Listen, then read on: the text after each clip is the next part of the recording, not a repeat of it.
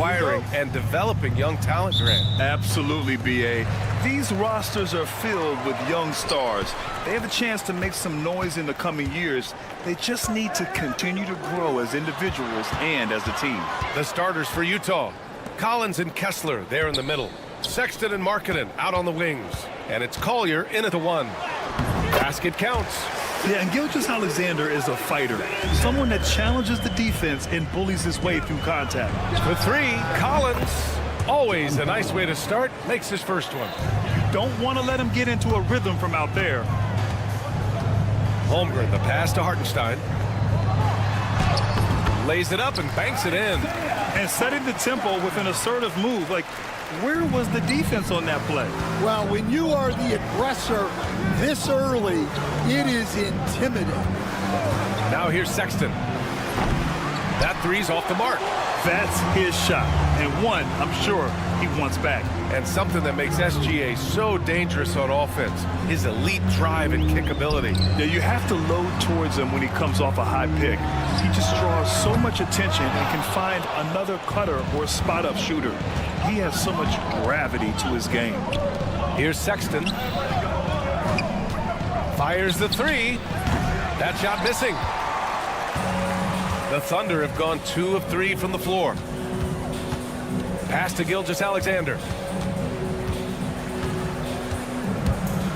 Just over a minute and a half in. A deep 3. Utah with the rebound. I know that he has the ability and confidence to sink that shot, but better luck next time, maybe. That's one of those heat check shots, and heat check is a synonym for bad shot. And the shooter had very little space on that attempt. There's no air space there whatsoever. That's as close as you can get without foul. Now here's Holmgren. That one doesn't drop. Good D by Kessler. Outside Sexton. Here's the pick.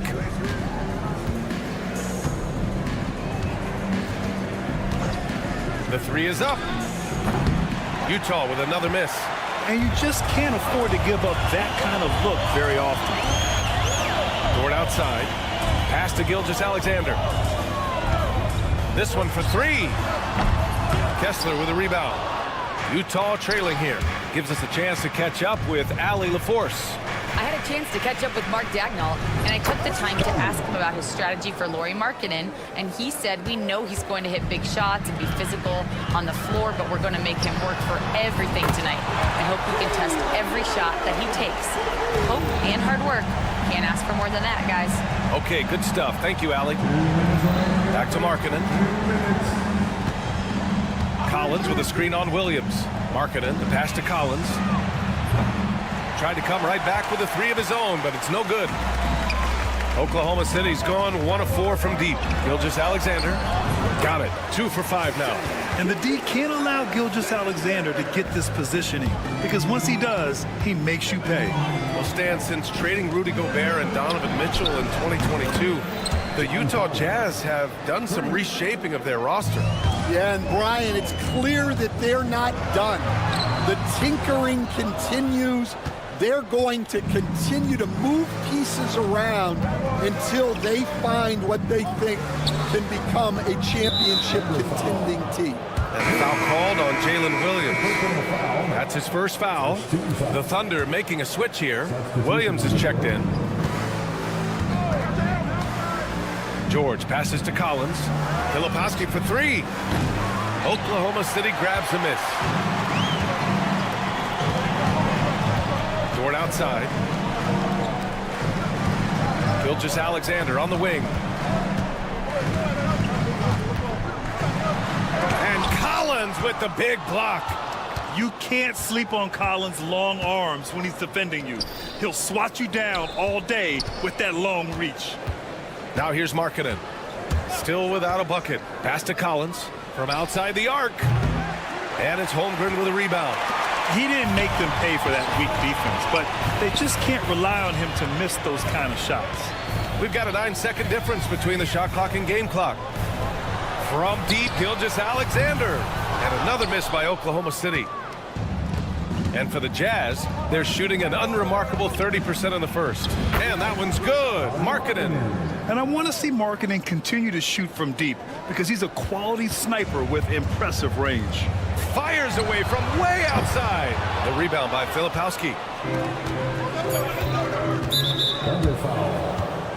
Utah shooting their first shots from the stripe in this game. That's good from George. Both teams will make substitutions. Both shots good from the stripe. And that does it for the first quarter. Jazz out in front. They're up by 5. Stay with us now as we get...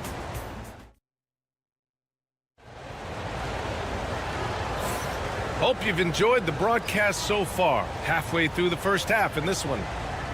And let's quickly check out the scoring breakdown here for Utah. Well, the thing about hitting early threes, it spaces the floor and makes things a lot easier offensively. And following off of what you said, they've really done a good job distributing the ball, passing up good shots for great ones. Williams is out there with Aaron Wiggins. Then it's Alex Caruso. Then it's Cason Wallace. And it's Joe in at the point guard position. That's the lineup for Oklahoma City. Well, Stan, when you look at the history of undrafted players, few have been as impactful as Alex Caruso. And you have to love the way he's done it, Brian. Grinded his way through the G League, won a championship, and now he's a first-team all-defense guy.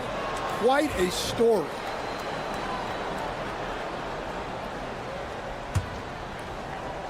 Jazz leading by 6. Clarkson outside.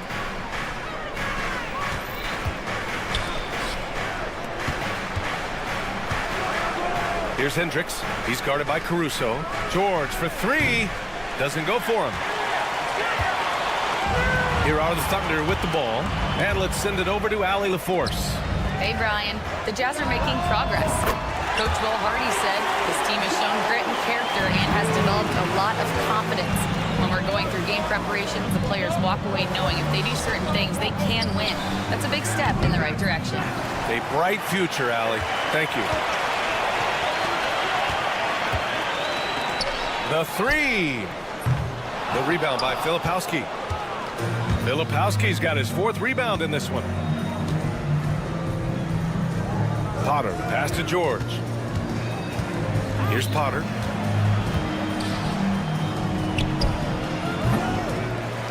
Utah with another miss. I'm not sure how he's going to explain that shot later. Yeah, you know, back in the day, you'd be taking a seat. Now, unfortunately, it seems like we see too many ill-advised shots. George scanning the floor. From the wing, the Thunder pull it in. Williams has got 4 rebounds now. And we all know about Stan the analyst and Stan the coach. But when you played in college, what was your game like, Stan? Hey, Brian, I had the game that would get you beat as a coach. I will say my greatest strength was this. I was never once accused of overpassing. The black hole. That is Stan Van Gundy. Clarkson for 3. The Jazz again can't hit. The Thunder have gone a terrific 4 of 5 here in the second quarter. And the powerful one-handed slam. And plays like that one can make the difference in a close game. And it definitely got the bench on their feet, too. And, guys, you cannot allow that in a close game. You have to make it harder than that. Here's Joe. Off target with the 3. I can't believe he missed that 3. Regardless, that's not a shot the defense should be giving. Here's Hendricks. Sinks it from distance. Hendricks has got his first bucket of the game, and he's on the board for 3. For Oklahoma City, they've gotten 5 of 7 shots to go in the second. Wiggins right side. And Wallace, here we go. This past offseason, OKC decided to move on from their former first-round pick, Josh Giddey. Yeah, the 6th overall pick in 2021. Giddey is a talented player with good upside, but fit is so important in the NBA, and the Thunder knew his talents would be better suited elsewhere. So Utah ends up going with a new group. Outside Sexton. Right wing. Here's Collier. Gilgeous-Alexander defending. And here's Collins for three. The rebound by Shai Gilgeous-Alexander. And here's Gilgeous-Alexander. He'll bring it up for the Oklahoma City Thunder. They've only given up 6 here in this quarter. Pass to Holmgren. Outside, Williams. Now Gilgeous-Alexander. Leaps for it. And so the ball out of bounds. Gilgeous-Alexander tucks it last. Lou Dort, he's checked in for Wallace. Utah trailing here. Out to the right wing. They set the pick. Here's Sensabaugh. Hits a three-pointer. Sensabaugh's gotten himself going with a triple. His first basket of the game. Way to rise to the occasion and snatch back the momentum. Yeah, plenty of lead changes in this game. It's gone back and forth. Holmgren finds Gilgeous-Alexander. And again, Oklahoma City, no good. Yeah, you wonder what is he thinking right now. He's not shooting the ball well, and shots like that only hurt his team more. Williams from long range. And another miss by Oklahoma City. You'd like to let the clock run and take the final shot. Yeah, unless it's a gimme, there's no reason to put up an early shot here. And there's the whistle. That'll belong to Shai Gilgeous-Alexander. That's his first foul of the game. 8 seconds left in the second quarter. Fires the three. Sexton misses. And so a close game as we wrap up the first half of play. Utah ahead.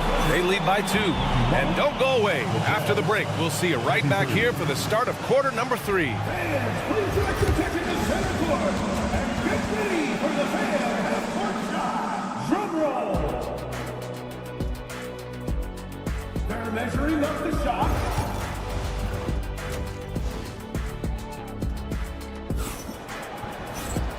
And in that first half, we saw a pretty tight battle. We'll soon find out what sort of adjustments were discussed during halftime. Boy, you gotta like what John Collins has done in this game. It's not easy to own a game through your work on the glass, but he's managed to do it thus far. Kicking off the second half, here's Will Hardy's 5.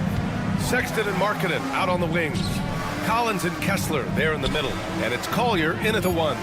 4 on the clock. Shot from the wing. And Gilgeous-Alexander with a block. Well, that one stings. In a game where every possession counts, he just gave one away. Oklahoma City trailing. Stolen by Kessler.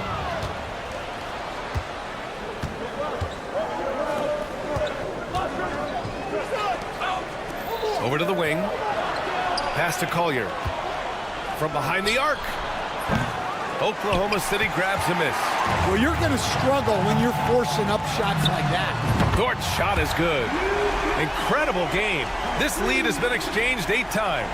Tremendous show of will and resilience on both sides. Sexton passes to Collins. On the wing, Sexton. Back to Markkanen. Outside Sexton. 5 on the clock. Launches it. The rebound by Shai Gilgeous-Alexander. I know he's on a cold streak, but he can't let that get in his head. Yeah, they might want to draw something up here to get him something at the rim or get him to the free throw line. Sometimes that's all it takes to snap a cold streak. The Jazz have gone 0 for 3 to start the second half. Well, the Jazz are one of just 10 NBA franchises to never win a championship, Grant. Yeah, you know, it's so hard to believe considering they had the 4th best winning percentage in NBA history.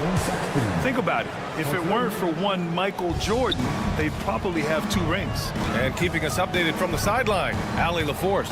Hey, Brian, John Collins is fitting nicely on the Jazz, and Coach Will Hardy said he's given us a huge lift on the offensive end. He's a tough cover, the way he's able to mix up popping and rolling. The defense can't prepare for just one thing. It makes him a dynamic threat. Able to score on multiple levels, Allie. Thank you. Pass to Markkanen. The three is up. Another three for Utah. Shots like this help Markkanen get in rhythm. The D must be aware of his ability to catch and fire. Here's Gilgeous-Alexander. It's good. And he drew contact on the shot, so he will go to the line. A three-point play opportunity. So for Oklahoma City, Wiggins, he's checked in for Hartenstein. Caruso comes in for Williams, and it's Wallace in for Dort. NBA scoring has been climbing over the past decades, Grant. Is the league too offensive at the moment, do you think? Well, we know that people like scoring, the fans, players, everyone, but the league needs to make sure there aren't hamstringing defenders too much. So I think allowing some more physicality incentivizes the defender to defend, and now we have competition on both sides of the ball. Here's Wiggins, and down it goes. Jam that one home. Did you see that? Look at the elevation on that dunk, B.A. Man, he just cocked it back and fired it down with one hand. The Thunder have gone 3 of 5 from the field in this third quarter. Here's Gilgeous-Alexander. Back to Holmgren. Wiggins outside.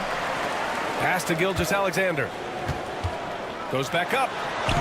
Oh, the determination from Gilgeous-Alexander. It's nice to see they're not settling for three-pointers.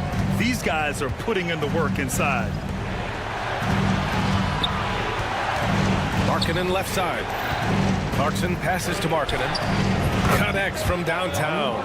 Markkanen's got 6 here in the quarter. A gifted scorer. You know, this team trusts Markkanen's shot selection and offensive initiative. Outside Gilgeous-Alexander. And the foul is called. He missed it, so he's got a couple of free throws coming his way. Hey, if you can't block it, sending him to the line can be the next best thing. And he's gone 1 for 1 in the game so far at the line.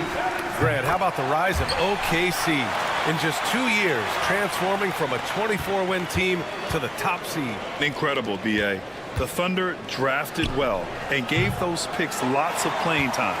Plus, they made some fantastic trades. And of course, don't forget, OKC still has a boatload of picks. And here's Caruso outside. The shot that time not on target.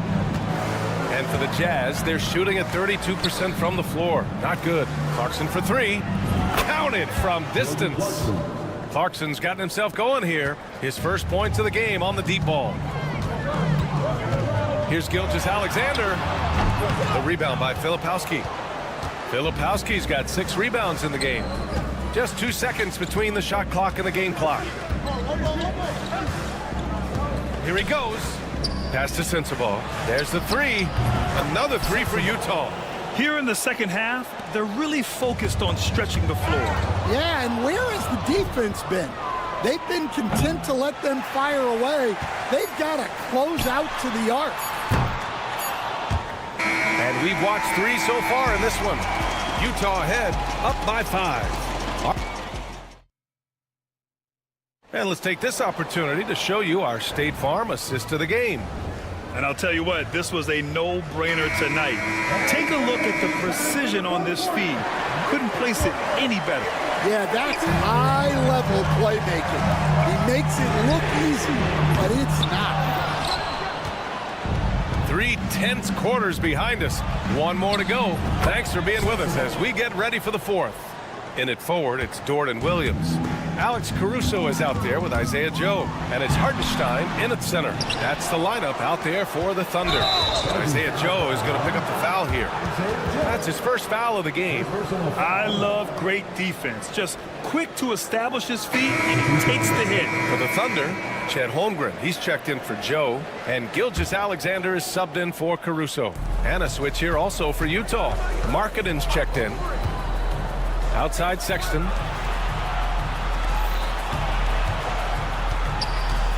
Takes a 3. Out of bounds. It'll go to the Thunder. Yeah, not a great pass there. You got to be on the same page as your teammates. Thunder trail by 7. They're searching for a way to score. Yeah, buckets have been very tough to come by. It's good. This continues to be a battle. The lead is within reach. Yeah, this is definitely a close one. Let's see if they have enough in the tank to take the lead here. The 3 from Sexton. And the rebound goes to the Thunder. Holmgren finds Hartenstein. Outside Gilgeous-Alexander. Just over a minute played here in the 4th. Basket's good. Gilgeous-Alexander's got 9 points here in the second half. Markkanen with a screen on Gilgeous-Alexander. For 3, Collier. And it's Holmgren with a rebound. Holmgren's got rebound number 5 here tonight. Here's Gilgeous-Alexander. Some solid defense from Markkanen. Oh, you gotta finish at the rim right there. You hate seeing those opportunities go to waste. Sexton, that's good. I mean, Sexton can shoot from anywhere. Strong from beyond the arc. Gilgeous-Alexander on the wing. It's Dort on the wing.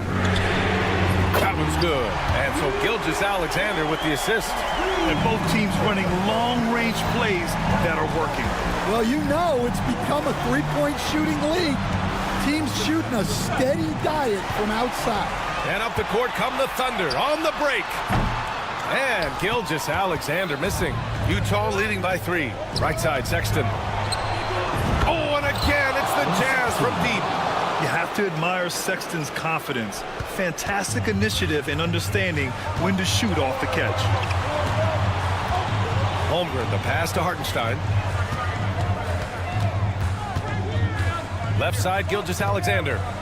Here's Dort. And it's blocked by Kessler. Pass to Markkanen. Collins, high post. Outside Sexton. 4-3. Oklahoma City grabs a miss.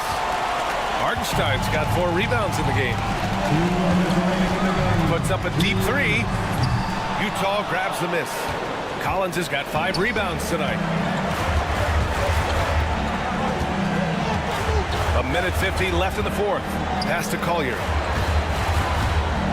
Launches a 3. And it's Holmgren with a rebound. Well, that's a shot the defense felt like they could live with, and it worked out for them that time. Here's Gilgeous-Alexander.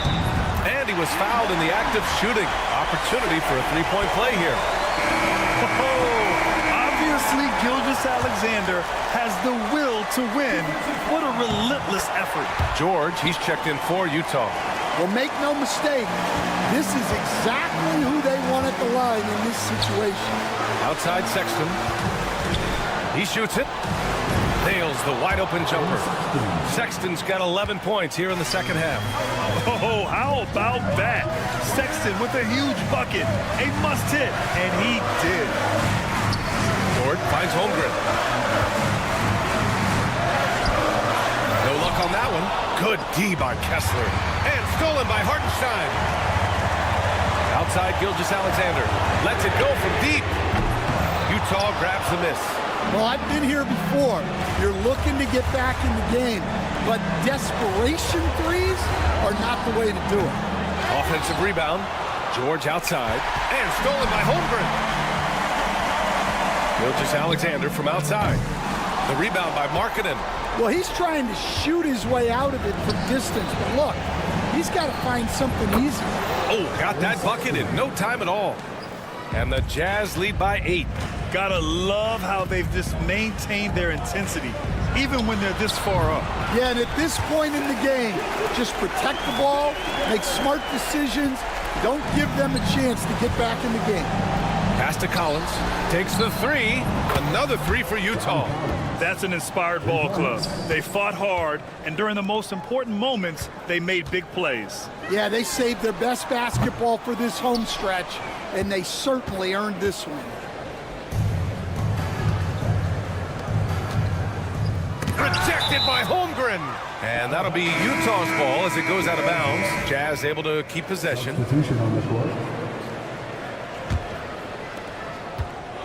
George for three.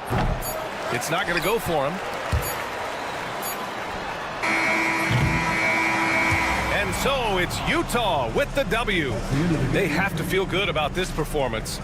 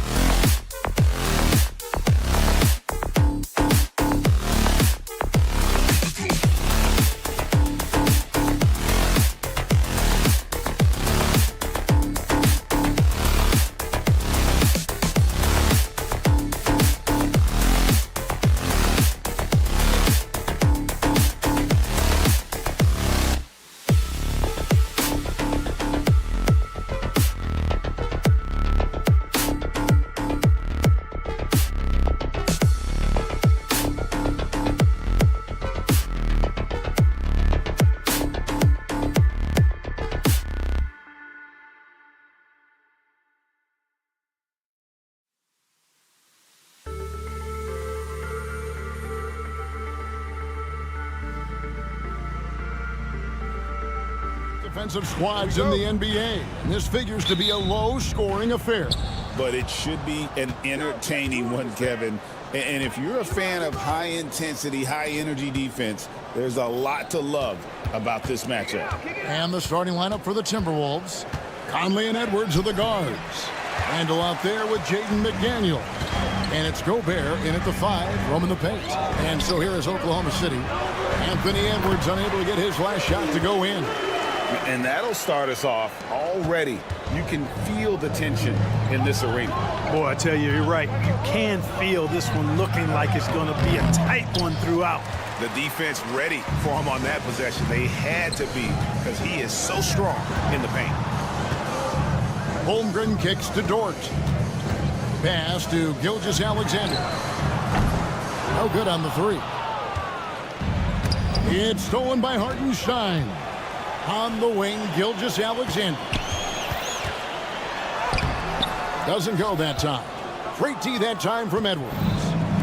And so Conley will bring the ball up for the Minnesota Timberwolves. Greg, seems like we always talk about Shai Gilgeous-Alexander's offensive side. But when it comes to deflections and steals, his defense, he's one of the best. Yeah, his two-way ability is sometimes overlooked in the mainstream media.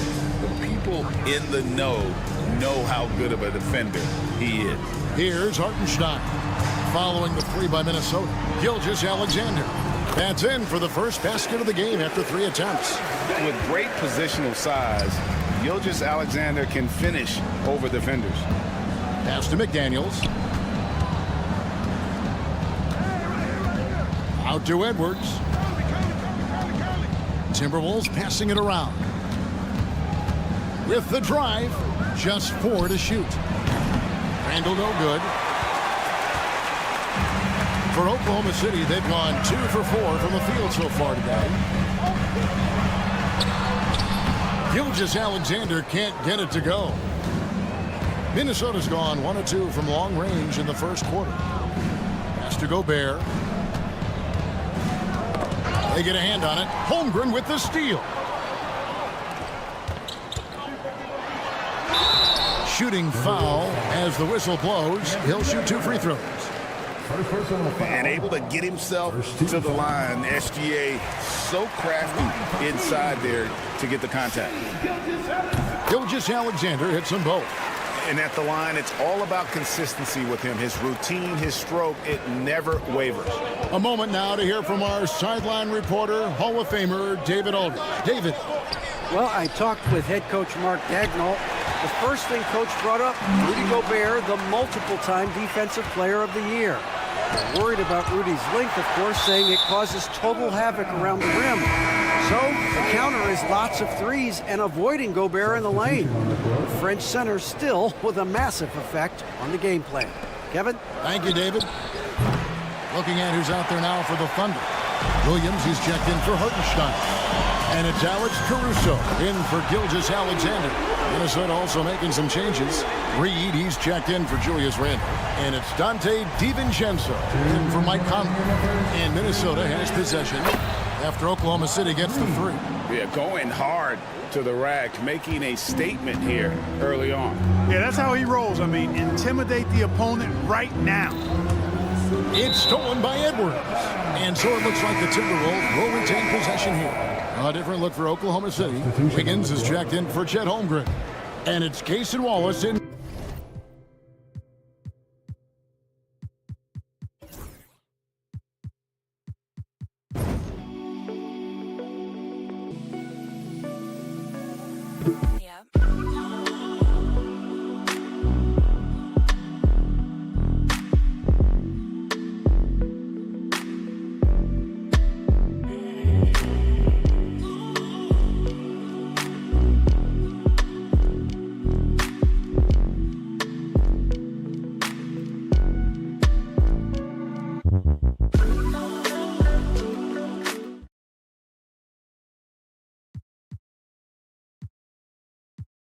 For Dort. And the Timberwolves also making a change. Alexander Walker's checked in. Now here's DiVincenzo. And a bit of a battle here for the ball. The official signals a jump ball here. That'll be a jump ball.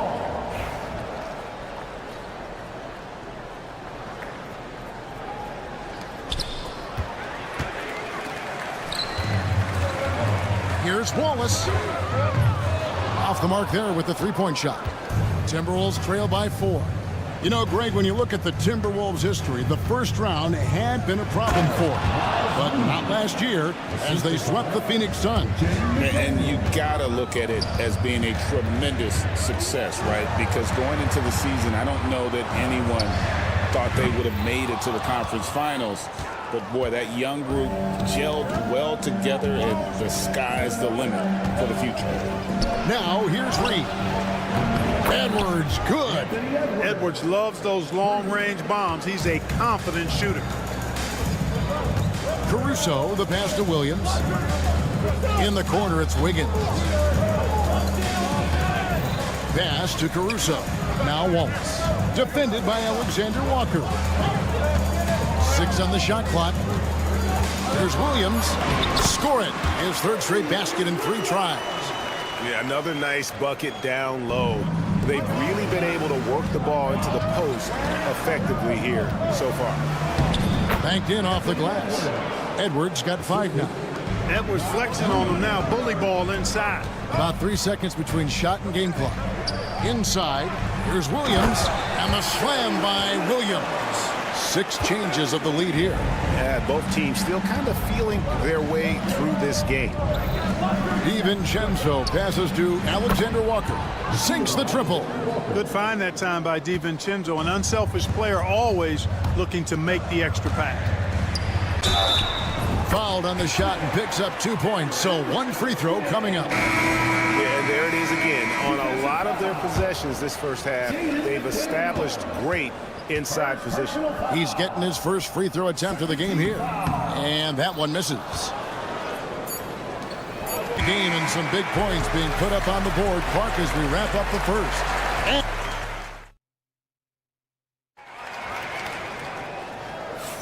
And if you're just tuning in, it's been a pretty even game through the first quarter. What stands out to you from Oklahoma City in this one? Well, in that first quarter, they were intent on just pounding the ball down low. Yeah, and it's worked. They've got a clear edge and points in the paint. Now we'll see if they go with a more balanced attack or just keep on pounding it inside. The forwards are Dort and... Oh! And we've seen several lead changes tonight. Neither team giving an edge. Yeah, and the lead has changed hands, and it just hasn't stayed in those hands very long when it's changed. Back and forth we go. Joe with it, defended by DiVincenzo. Here's Gilgeous-Alexander. Gillingham with the rebound. Minnesota in the lead. And Greg, talk about a guy who can create for himself. Dillingham can already score on elite defenders. Yeah, and Kevin, a lot of that is his footwork. You can see the hours he's put into it. And then add in the body control and quickness. Good luck slowing this young man down. With the rise of positionless basketball, Clark, this has to be the most difficult era to be a center. I would not disagree with that, quite honestly. I mean, they're asked to do a lot. I mean, if they're not elite rim runners as centers and shot blockers, they've got to be able to shoot and shoot from the perimeter, not just in the low post. And they still have to be able to finish around the basket. I think the biggest thing is they have to cover more ground defensively because how the game is played offensively with a lot of movement and pick and roll. Hartenstein, no good that time. Randall with some nice D. And he drives in, and Randall throws it down. Showing quickness off the dribble, something that separates Randall from most other power forwards. And while we've got a moment, let's send it over to our terrific reporter, David Aldridge. David? Kevin, Lou Dort makes his bones at the defensive end. Shai Gilgeous-Alexander says, I always try to test myself against him in practice because he's the best of the best. And Coach Mark Daigneault said, I look at him more like he's an artist. We can shift him anywhere. There's no one he can't carve. Kevin? David, he is a beast. Wow, thank you for the report. Incredible range from Gilgeous-Alexander, making a tough shot look easy. A super high percentage shot there. You just can't allow him to get that close. And here's Gilgeous-Alexander. He'll bring it up for Oklahoma City. It's a three-point game. Here's Holmgren. And a great assist by Gilgeous-Alexander as that one goes in. And looking to get stronger, Holmgren fights through the bump. Tons of time for him to grow into that frame. Holmgren comes with the double team. And Gobert kicks to Randall. Pass to Clark. And the wide open shot from DiVincenzo. Knocks down the three ball. DiVincenzo's got himself on the board with 3 there. Here's Joe. Martinstein with it, defended by Gobert. And there's the call on Rudy Gobert. That's his first foul. Alex Caruso. He's checked in for Gilgeous-Alexander. Edwards, he's checked in for Minnesota. Mike Conley comes in for Dante DiVincenzo. Holmgren gets the bucket. And great job from Holmgren. I like when he shows confidence attacking inside. Here's Gobert. And finished off by Gobert. Oh, and he went for the two-hander on the slam, using some muscle. Some urgency from him there. Sure. I get the feeling, guys, that he may be sensing that this is a critical time in this game. Looking at who's out there now for the Thunder. Williams, he's checked in for Hartenstein. Wiggins comes in for Chet Holmgren. Williams, he's checked in for Dort. And it's Casey Wallace in for Isaiah Joe. Conley. Gobert, the pass to Conley. He shoots again, and Gobert with the lay-in. Gobert's got 7 now in this quarter. The endless reach of Gobert, those long arms, sometimes seems like he's everywhere. An overwhelming presence on the offensive side. Williams can't get it to go. Minnesota's gone 1 of 3 from way outside since the start of the second quarter. Back to McDaniel. On the 3 off target. The Thunder have gotten just over 50% of their shots to drop here in the second quarter. They're 5 for 9. Here's Williams. The basket is good off the assist from Williams. And the Thunder lead by 1. It has been nip and tuck through the first half. Exactly, guys. The way it's seesawed back and forth, unbelievable. Now here is Conley. No scoring in this one. Pass to McDaniels. Gobert with a wide open look. Off target with his 3. And on an open look like that, he's very gifted at making the weak coverage pay. Wiggins dishes to Williams. Drops in the layup for 2. And now a 3-point Oklahoma City lead. And guys, they continue to put a lot of pressure on the interior defenders with their work down low. Caruso against Edwards. He takes it in. McDaniels gets a wide open look. Drills the 3-pointer. McDaniels got it all tied up now for Minnesota. Attacking right away. McDaniels wasting no time there. Gobert with the block. That will count. That shot off. And the first half comes to a close in a tie game. Stay with us, folks. We'll get back just after halftime to start the third quarter.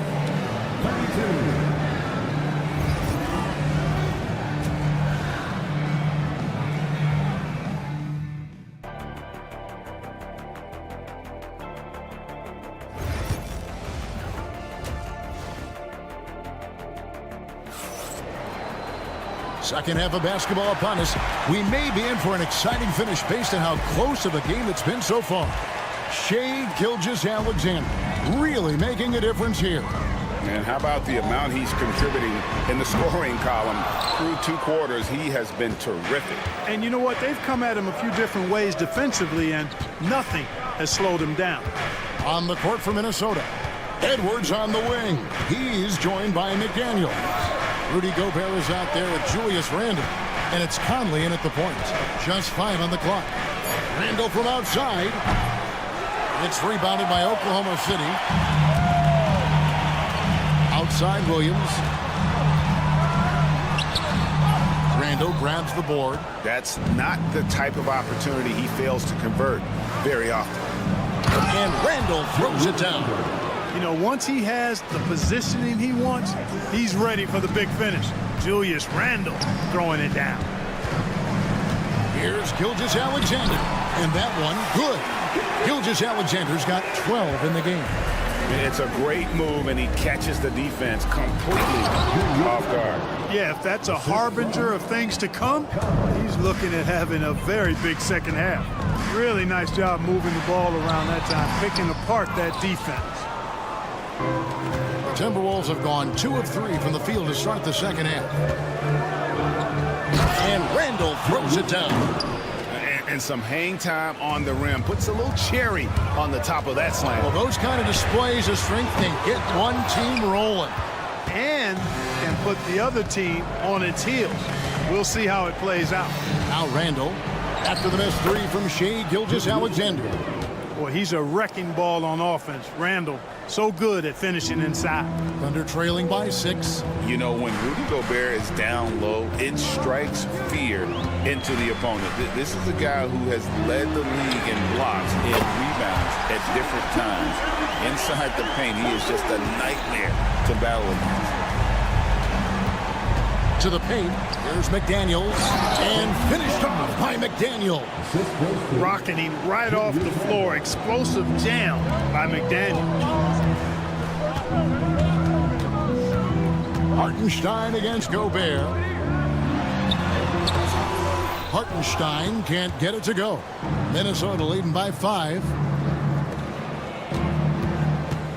Here's McDaniels. Outside for Randall. The Timberwolves working the ball around now. Pass to Gobert. Second chance shot. Rebound by Williams. Oklahoma City has gone 1 of 3 from downtown since halftime. And now we're 3 minutes into the third quarter of play. And foul on the shot, so he'll get a chance at the line. And Gilgeous-Alexander understands how to draw contact, especially when he's looking to score. And the Thunder with some changes. Wiggins is checked in for Hartenstein. Alex Caruso comes in for Williams. And it's Cason Wallace in for George. Big group substitution now for Minnesota. Reed, he's checked in for Gobert. Clark comes in for McDaniels. Alexander Walker, he's checked in for Edwards. And it's Dante DiVincenzo in for Mike Conley. Absorbing contact really well. Randall will get a chance for one more at the free throw line. And Oklahoma City making a change here. Joe's checked in. 1:52 left in the third. An intentional foul committed, but for what purpose, Greg, I'm not sure. A scene of confusion right there. I can't imagine why he thought it was a good idea to foul there. Gobert, he's checked in for Naz Reid. And it's denied.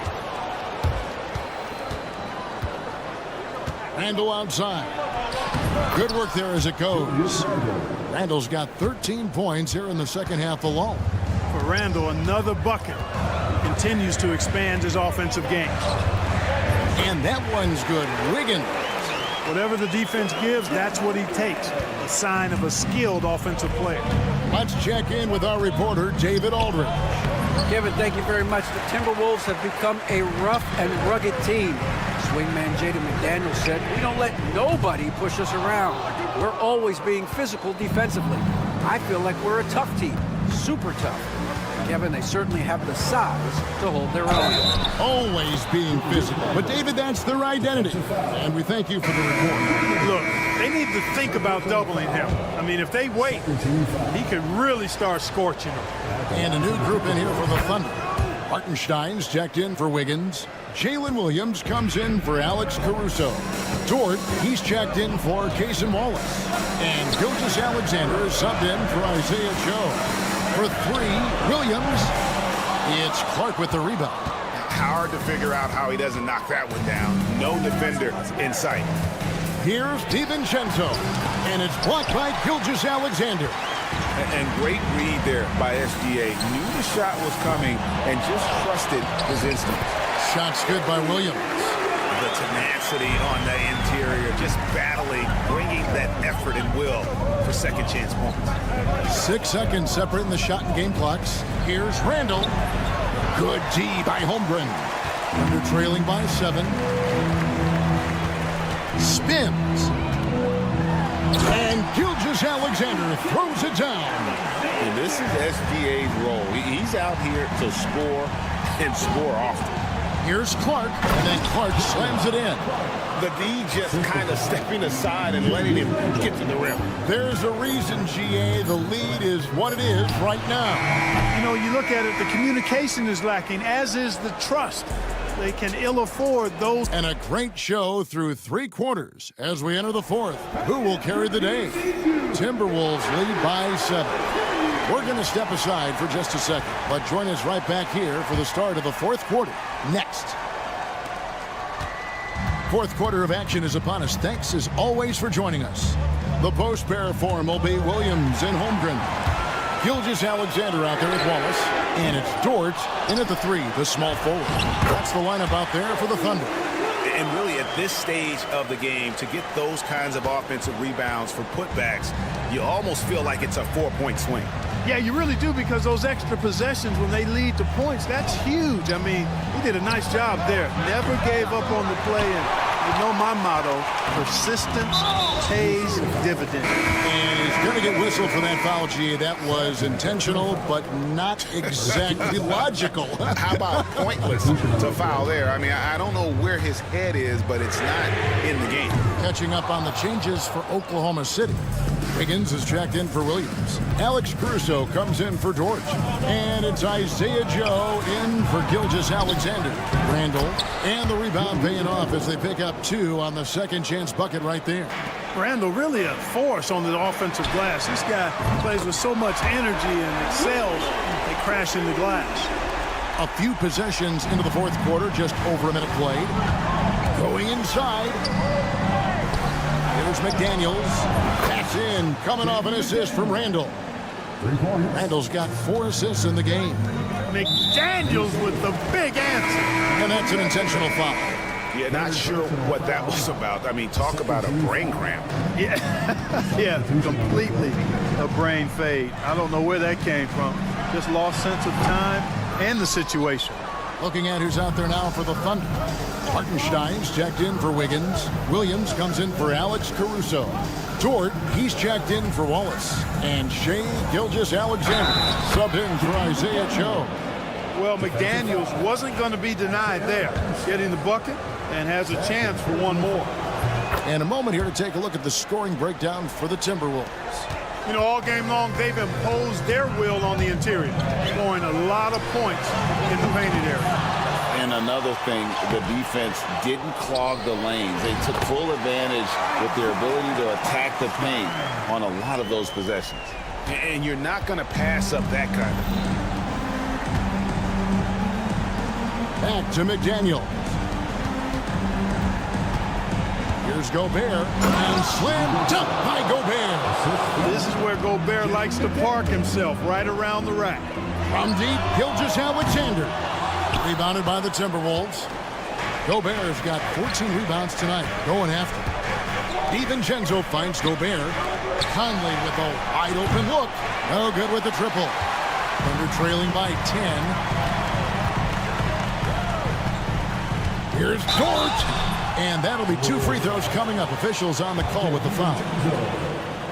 6'3", 215 pounds. Luke Dort is one strong guard. Hard to handle for defenders. All free throws good from George. And over 2.5 minutes in the books here in the 4th. DiVincenzo kicks to McDaniels. Back to Conley. Here's DiVincenzo. He goes up again, and it's finished off inside by Gobert. Gobert's got the lead up to 10 now for the Timberwolves. Gilgeous-Alexander passes to Hartenstein. And again, Oklahoma City, no good. Minnesota's gone 1 of 3 from outside the arc since we've reached the 4th quarter. Offensive rebound. Gobert, no good. Up again. It's rebounded by Hartenstein. Oklahoma City shooting just 30% from the field here in the 4th. Oh, he launched that one from way outside. You have to love the confidence. Dort not shy about firing off the dribble. Here's Gobert. Basket good. And the Timberwolves lead by 9. We've played just over 3.5 minutes now in the 4th quarter. puts up a deep three. And it's Gilgeous-Alexander missing. The Timberwolves shooting 49% on the game. They'll take that. Gobert finds Conley. Gobert against Hartenstein. Conley inside the line, controls the rebound and puts it back up and in. And we'll just watch the clock wind down, guys, in what will turn out to be a win here for Minnesota. I think the attitude was very impressive. Definitely a competitive game, and they fought through it each step of the way. Absolutely. They put on a tremendous performance in terms of the effort and intensity. This was a well-deserved win. And we watched one guy all night long, guys, and looking at the stats just confirms what a dominant game he had. What a night tonight it was for Julius Randle. He was doing everything right, and the points came in bunches. Definitely had the hot hand. And they came in determined to take this one. It's going to be a happy flight home.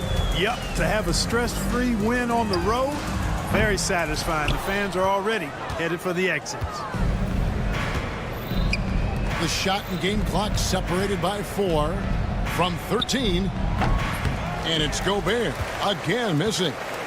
Not enough ticks left on the clock to save them tonight. Not by a long shot. It's all but official. Here's Holmgren.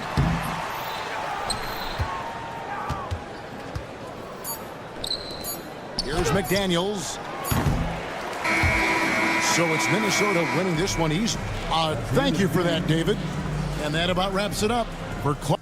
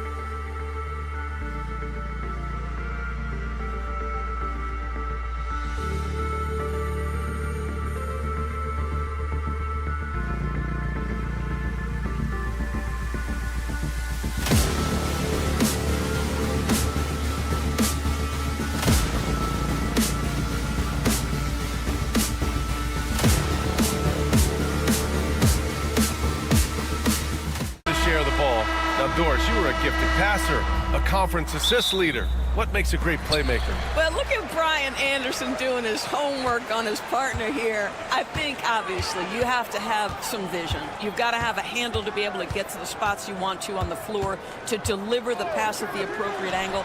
But maybe most importantly, you have to have a desire to make your teammates better. And a look at Minnesota's opening lineup. Conley and Ann are the 1 and the 2. Rudy Gobert is out there with Julius Randle. And it's McDaniels in at the 3 slot. Such a tough proposition guarding Julius Randle in that area. This guy is capable on the interior. Shot's good by Collier. Hey, when he's hitting that shot, it really helps the spacing for this team. And what happens is the court just opens up. You like seeing him get into a rhythm from outside the arc. Love it. Oh, and Gobert powers it home. And vertical threat that is Rudy Gobert. What a ferocious finish at the rim. Pass to Sexton. The 3. Rebounded by the Timberwolves. And just over a minute played here to start the game.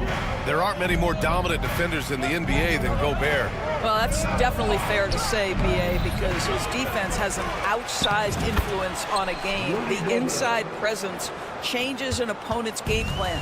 Well, there's height and reach to the advantage of Rudy Gobert. Just gets up and over the top of guys. The 3 from Sexton. He's off on that one. Oh, good D by Edwards. Here's Randle. The rebound by Markkanen. For Utah, they've gone 1 of 4 to begin this one. The 3 from Sexton. Count it. And that shot gets him in the books. He's 1 for 3. I mean, Sexton can shoot from anywhere. Strong from beyond the arc.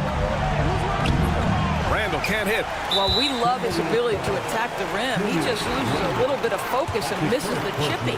Utah shooting their first foul shot of the game. Doris, I'm going to give you 3 names here. John Stockton, Karl Malone, Pete Maravich. Which one is the greatest player to ever wear a Jazz uniform, you think? I'm not going greatest player, B.A. I'm going greatest tandem in the history of the Utah Jazz. John Stockton and Karl Malone in pick-and-roll play were poetry in motion. Gobert. Oh, Kessler with the block. Out of bounds. Timberwolves ball as Minnesota keeps possession. Here's Randle. Pass to Gobert. The kick out to Conley. Just 4 to shoot. The Timberwolves need to get off a shot here. Gobert, no good. The Jazz have gone 2 for 5 here in the first. Sexton finds Collins. Sexton against Edwards. Collins right side from deep. It's rebounded by Anthony Edwards. The Timberwolves trail. Gobert with it. Picked up by Sexton. Here's Randle. And it's Randle with the jam. Well, if the basket is within reach, Julius Randle understands how to finish. Pass to Sexton.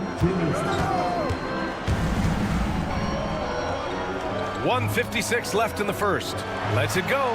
And so far in this one, 2 for 4. These teams have really gone back and forth. Yeah, 5 lead changes already. This one's going to be a battle for sure. Outside for Randle. Count it. His 3rd and 5 attempts. There's a reason Mike Conley's teammates love playing with him. If you're open, I promise he'll find you. Collins, no good. And I'm surprised that didn't go down. I mean, I'm sure he is too. McDaniels passes to Randle. Gobert inside. He's covered by Kessler. And he banks in the layup. Gobert's got 6 points. Just taking it right to the rim, and no one was there to greet him. And I think defensively, that is not the way you want to start. Giving up high percentage looks, that doesn't typically end well. A moment to hear from Allie LaForce. Brian, Lauri Markkanen's shooting stroke at 7 feet tall had former Mavericks coach Rick Carlisle comparing him to Dirk. Lauri said it feels good to hear that because he's obviously a Hall of Famer, but there's still a long way to go, and it gives me more motivation to keep getting better. He's not getting a big head, Brian. No, he's not, and that's the way you have to approach it to be great. Thanks, Allie. And that's what they want to do. Get him open looks early. McDaniels from long range. Nice start for him, sinking his first shot. That's how you up the ante. Come right back at him. And you would expect nothing less from these two, taking pride and making plays. Gobert, no good. Just 1 second separating the shot clock and the game clock. Edwards against Collins. Fires from deep. Count it. 2 for 4 from the field now. And sometimes Collins makes this look so effortless, as if the three shot is just that easy. Randall inside. Collins there. Here's McDaniels. And no good. Trying to get that one to fall. What a performance for Colin Sexton. He had...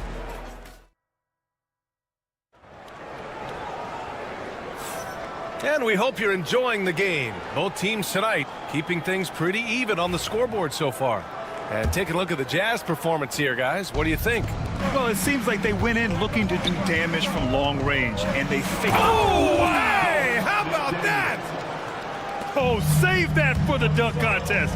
That flush was so extra. Whether or not this game is close, he's the same guy, focused on finishing firm at the rim. Here's Potter. They get it again. Kicks it to George. Let's go with a three. Gets rebounded by Minnesota. And Grant, the success of teams like the Timberwolves showing that size still matters. Yeah, in this pace and space era, that may have come into question just a bit, but size and skill combined has always been your best bet at winning.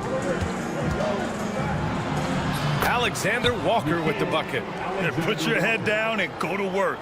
That's what they need to do. Boy, the tide is running one way and then shifts back in the other direction. I've lost count of how many lead changes we've had here tonight. You don't want to stop the clock right there. I'm not quite sure what he was thinking. And Minnesota making a change here. Gobert's checked in. Back to George.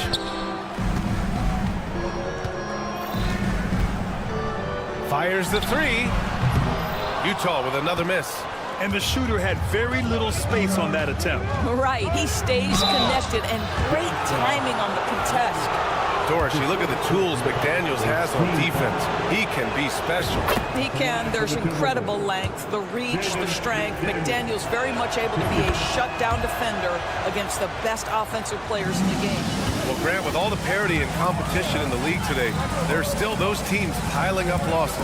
Yeah, B.A., and with teams like the Thunder excelling, it's almost like youth is no longer an excuse, but some rebuilds take longer than others. Wow, you don't see him left alone very often, and of course, he makes good use of it. McDaniels can't hit. Utah has gone 6 of 14 from the perimeter today. And the dunk to finish it off. A beauty. And that's gotta hurt. A turnover for a free run at the rim. And now we know who has the momentum.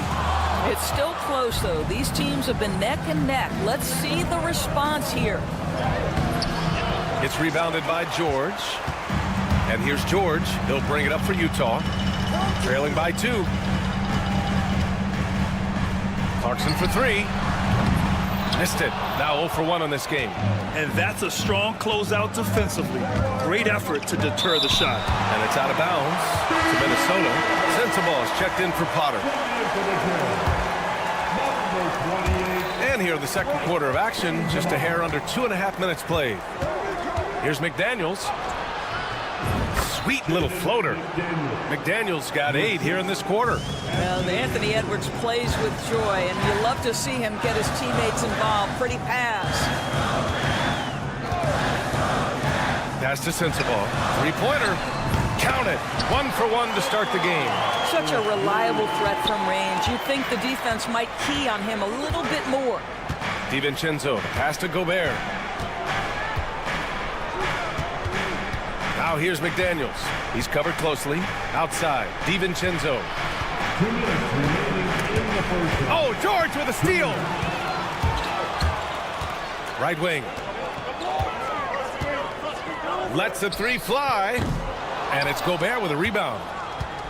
Gobert's got a rebound number 5 here tonight. McDaniels passes to DiVincenzo.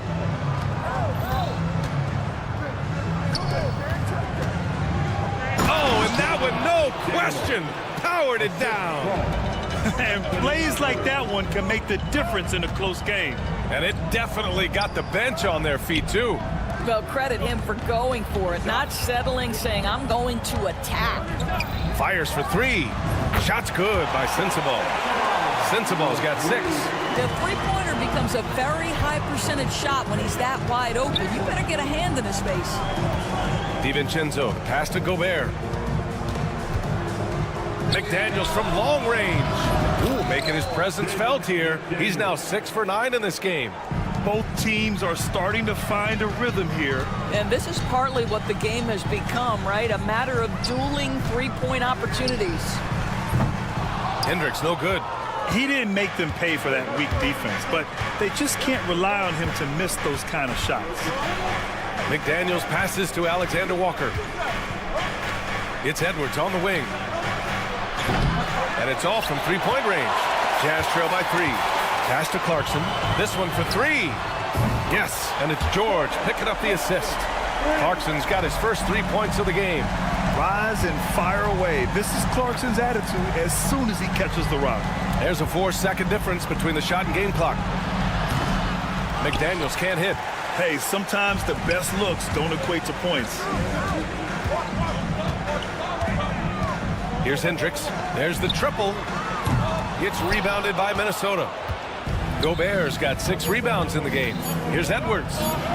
Edwards with some muscle. And he gives up some size inside, but makes a great adjustment on the finish. Well, he's attacking, he's forcing the issue, and that's simply stated a terrific play.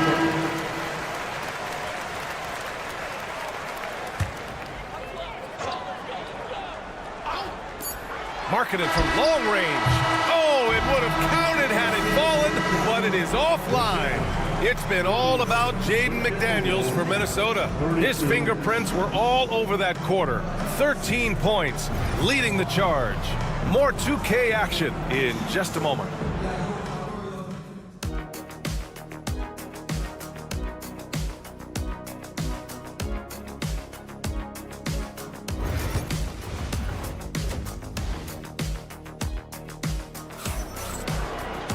And after a fairly even first couple of quarters, this second half could turn out to be a great one, as both teams trying to gain an edge. One of the stories here, Jaden McDaniels getting it done today. Slicing up the defense, living in the lane. Terrific first half for him. His penetration was a real problem for them. And then, of course, the monster finishes at the cup. Kicking off the second half, here's Chris Finch's 5. And is at the 2 with McDaniels playing the 3. Julius Randle out there with Rudy Gobert. And it's Conley in at the 1. To the middle. Back to Daniels. Randle, the pass to McDaniels. Outside for Randle. Just 5 to shoot. And there's McDaniels. That one's good on the assist by Randle. McDaniels got 19 points. Well, this is the all-around game of Julius Randle, right? We think he can score it, board it, but how about that pass? For 3, Sexton drops in the 3. And talk about payback. He hits the revenge triple. Well, you love to see the competitive fire, a little bit of pride at stake. You know, part of what makes Julius Randle so effective is that spin move, Doris. He does like to use that on the interior against taller players to get enough separation. But the number of finishing moves that guy has off the spin, it is really an effective tool. And Mike Conley picks up the foul. That's his first foul of the game. I have to admit, I mean, it's always a tough decision for the ref on the block charge call. DiVincenzo, he's checked in for McDaniels. Wearing the number 0, Dante DiVincenzo. And we're about a minute and a half in the second half. The Timberwolves lead by 4. And let's swing it over to the sideline and hear from Allie. Well, the Timberwolves, no doubt, a team to be reckoned with. Coach Chris Finch said, we come in every single night and compete. No matter what the circumstances are, we expect to win. We root for each other, so I feel like we have all the makings of a tough team. And they have reason to be confident, Allie. Thank you. George, he's checked in for Utah. And the Timberwolves also making a change. Alexander Walker, he's checked in for Edwards. Assertive move. You can tell the game's heating up a bit. Pass to Markkanen. Outside Sexton. For three, Collins. He buries it from three. Collins has got 9. Well, that's an example of using both vision and playmaking ability to find the open teammate. Sexton is a quality floor general. Alexander Walker with the bucket. Boy, that's what you call great thinking on the fly. Passing on the shot in midair and laying it off to the open man. Sexton, a screen on Conley. The three, George. Another 3 for Utah. And there's a nice rhythm to his three-point shot. You know, George has a confident stroke. Outside, Alexander Walker. Back to Conley. Randall on the screen. And Collins with the big block. You can't sleep on Collins' long arms when he's defending you. He'll swat you down all day with that long reach. Kessler passes to George.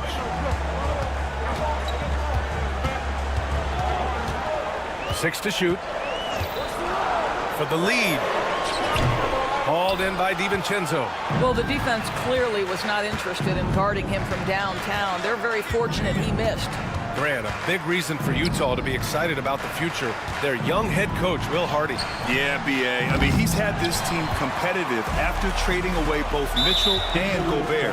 And I love how Hardy has developed guys like Lauri Markkanen. A different look here for Utah. Filipowski, he's checked in for Kessler. Potter comes in for Collins. And Sensabaugh subbed in for Lauri Markkanen. And the Timberwolves also making a change. Reed's checked in. And the three-pointer goes. They are unconscious from outside. And so far, the defense has had no answer. Well, that's the whole point, isn't it? If you space the floor well enough, it's almost impossible for the defense to account for everyone. Pass to Potter. Here's Sensabaugh. Back to Sexton. Some room here for George. And it's good. Off the back of the rim and in. And it's a 3-point Utah lead. The Timberwolves have gotten only 4 of 10 shots to fall so far in the third. Conley passes to Randall.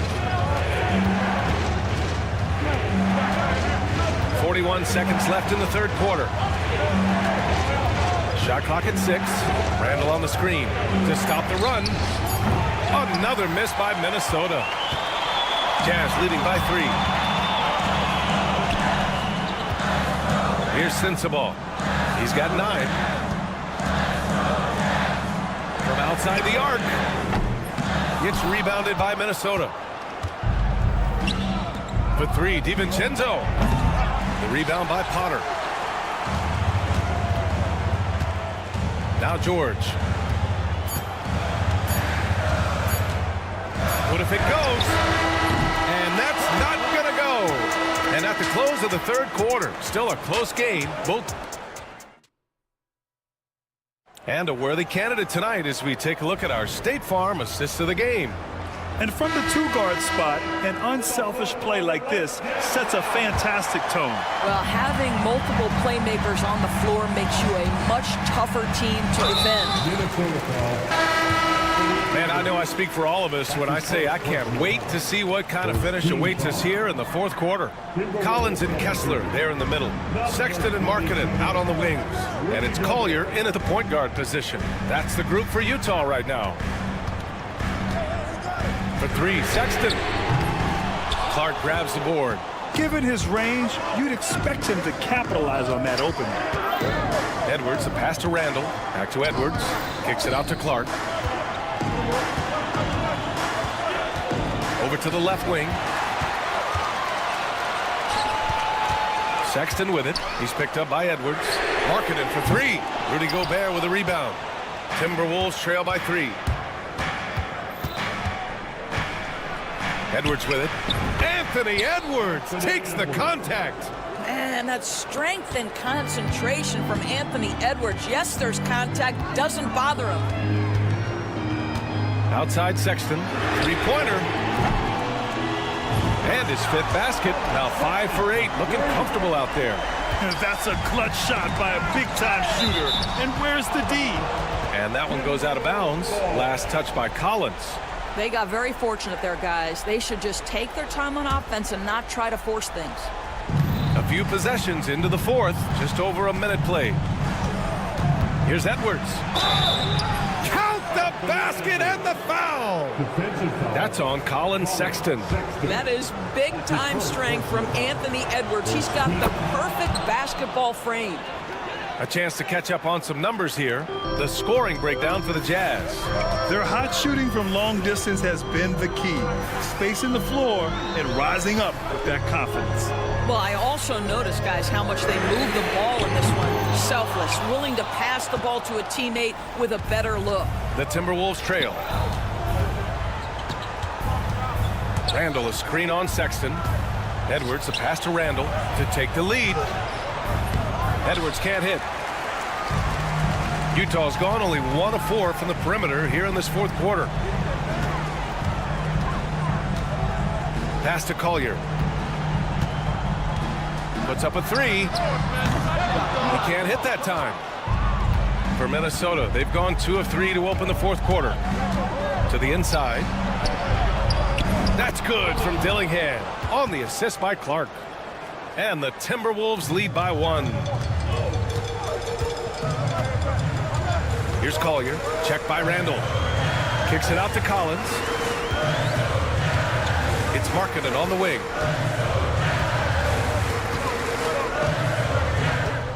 Here's the 3. Gets rebounded by Minnesota. No wonder he's been off the mark. He's been hanging in the background, somewhat uninvolved tonight. Randall outside. Edwards on the move, and it's blocked by Kessler. Out to the wing for 3. Collier on target from range. Oh, this one has turned into an absolute nail-biter. Yeah, at this point, you almost expect it to come down to the last possession. And here's Edwards outside. Hits the three-pointer. Edwards got 8 points here in the quarter. You expect he's going to find a way to pull through in the clutch. Markkanen from long range. Yes! Markkanen from deep. This is why Markkanen has the rock in his hands. This team wants him to take those big shots. Pass to Gobert. Here's Dillingham. And the layup is good off the glass. Hey, clashes with the larger defender and makes maybe the biggest shot of the game. Well, he knows how much was riding on that possession. You get the sense he relishes the chance. Now here's Markkanen. Jacks up with 3. Another 3 for Utah. They're really employing a deep-range initiative here in the fourth, and it's working. It feels like they have worked their perimeter game to perfection, swinging the ball, cashing in from the outside. What a performance. Controls the rebound and the putback. Rudy Gobert is so competitive, doesn't want to let a big moment go by. Nicely done. Kicks it out to Markkanen. 1:02 left in the fourth quarter. Shot clock at 5 to the right side. To 3, Collier. Kicks it out to Collins. Off the mark there with a 3. Surprising to see him miss here, but they'll be happy with that shot in most possessions. Julius Randle is never going to back away from a defensive player. He knows he's got the strength to play through contact. Nice job drawing the foul. He sinks the clutch free throw. George, he's checked in for Utah. And so he's good on both free throws, and that gives him a lead. He's such a great free throw shooter who can handle big moments. 36 seconds left in the game. George, a screen on Edwards. From the arc. Randall pulls down the board. Here's Randall. He'll bring it up for Minnesota. 20 seconds left to play in the fourth. Outside Conley.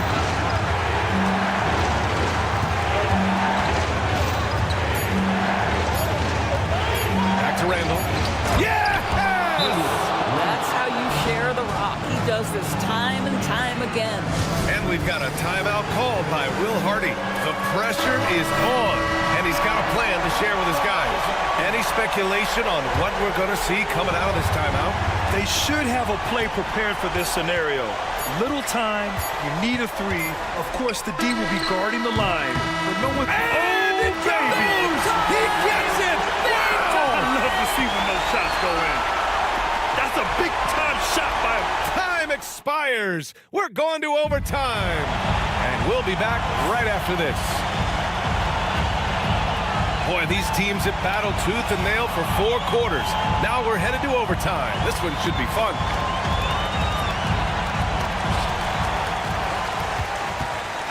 And here's George, Sexton and Markkanen out on the wings. Filipowski out there with John Collins. And it's George in at the point. The three from Sexton.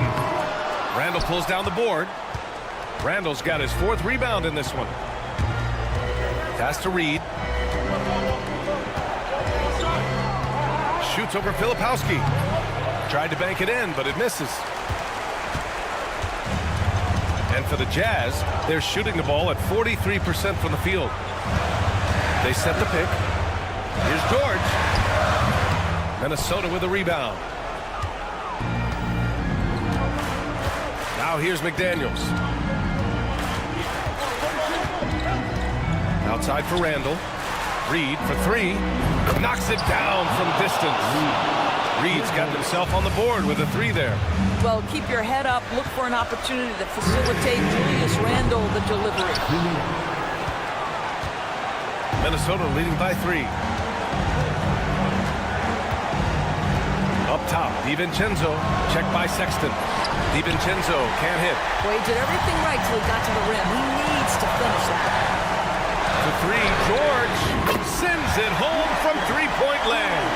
It's not just the decision-making, it's the ability to put the pass where it needs to be, when it needs to be there. Mr. Markkanen, well done, sir. The 3 ball. Sinks it from distance. And the Jazz lead by 3. Well, deliver the pass where your teammate can do something with it. Nice.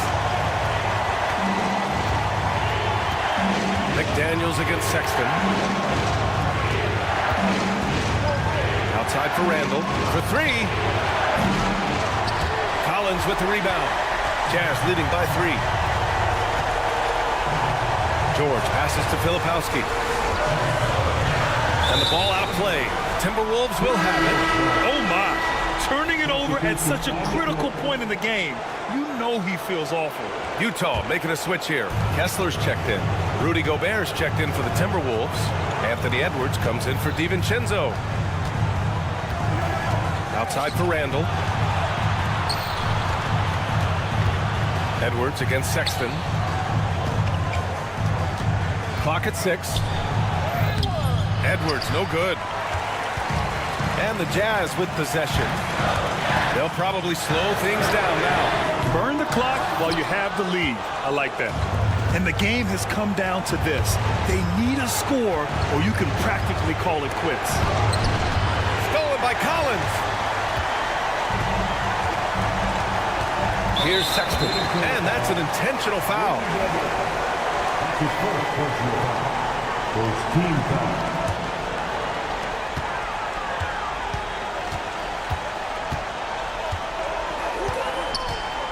George peels it out a bit. Out of bounds, it'll go to the Timberwolves.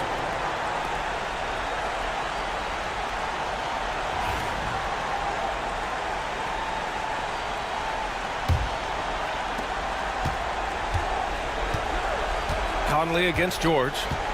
It's McDaniels on the wing. Oh, wow! A huge basket to tie the game! Well, you love the activity out there. What a play. This guy is busy on the offensive end. Another tie, and we're going to have a second overtime.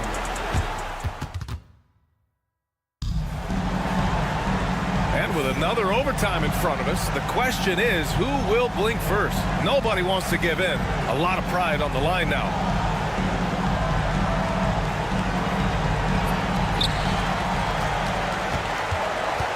Here's Here's Collier. He's guarded by Conley. Pass to Collier. Collins with a screen on Conley. Back to Collins. Here's Collier. The three is up. Knocks down the triple. And the Jazz lead by 3. Nice awareness there from the big man Collins. Solid at finding his teammates when they're open. Randall can't hit. And for Utah, they're shooting about 43% in this one. Oh, and again, it's the Jazz from deep. And for so many teams in the NBA, establishing the three-point shot is goal number 1 on offense. He's definitely doing his part tonight. No doubt it's a growing trend, Greg, and he is highly accurate tonight. Kessler against Randall. Pass to Collier. 2 minutes remaining in overtime. 2 minutes. Now Clarkson. Down to 5 on the shot clock. Here's Collier. Beyond the arc. It's rebounded by Anthony Edwards.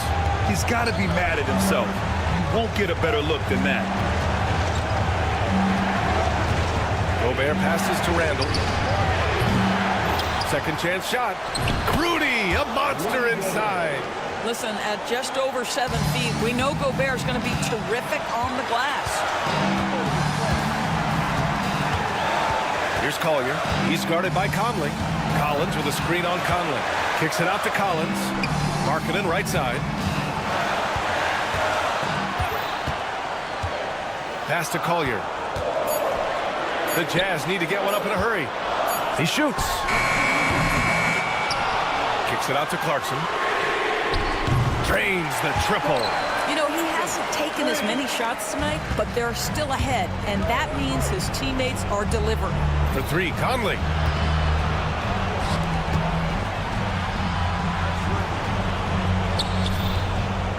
It's Edwards on the wing. He's covered by Clarkson. It falls! Oh, and that cuts the lead to just 5. Well, there's not a little bit of hesitation with Mike Conley. I know he's slight of frame, but he's thinking, I can score it in the painted area. For 3, Collier. Oh, and again, it's the Jazz from deep. Looking to close things out. That might have been the nail in the coffin. Well, at this point, they're so far up, it would take a real collapse to give this game away at this point. And here's the fast break.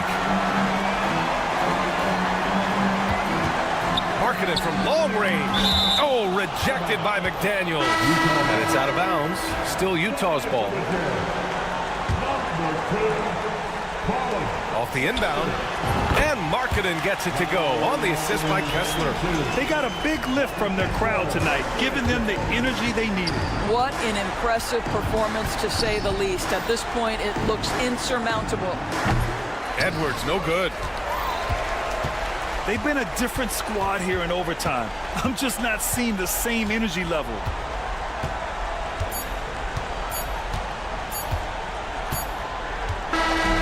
So we see the Jazz taking the W here. Allie, thank you as always.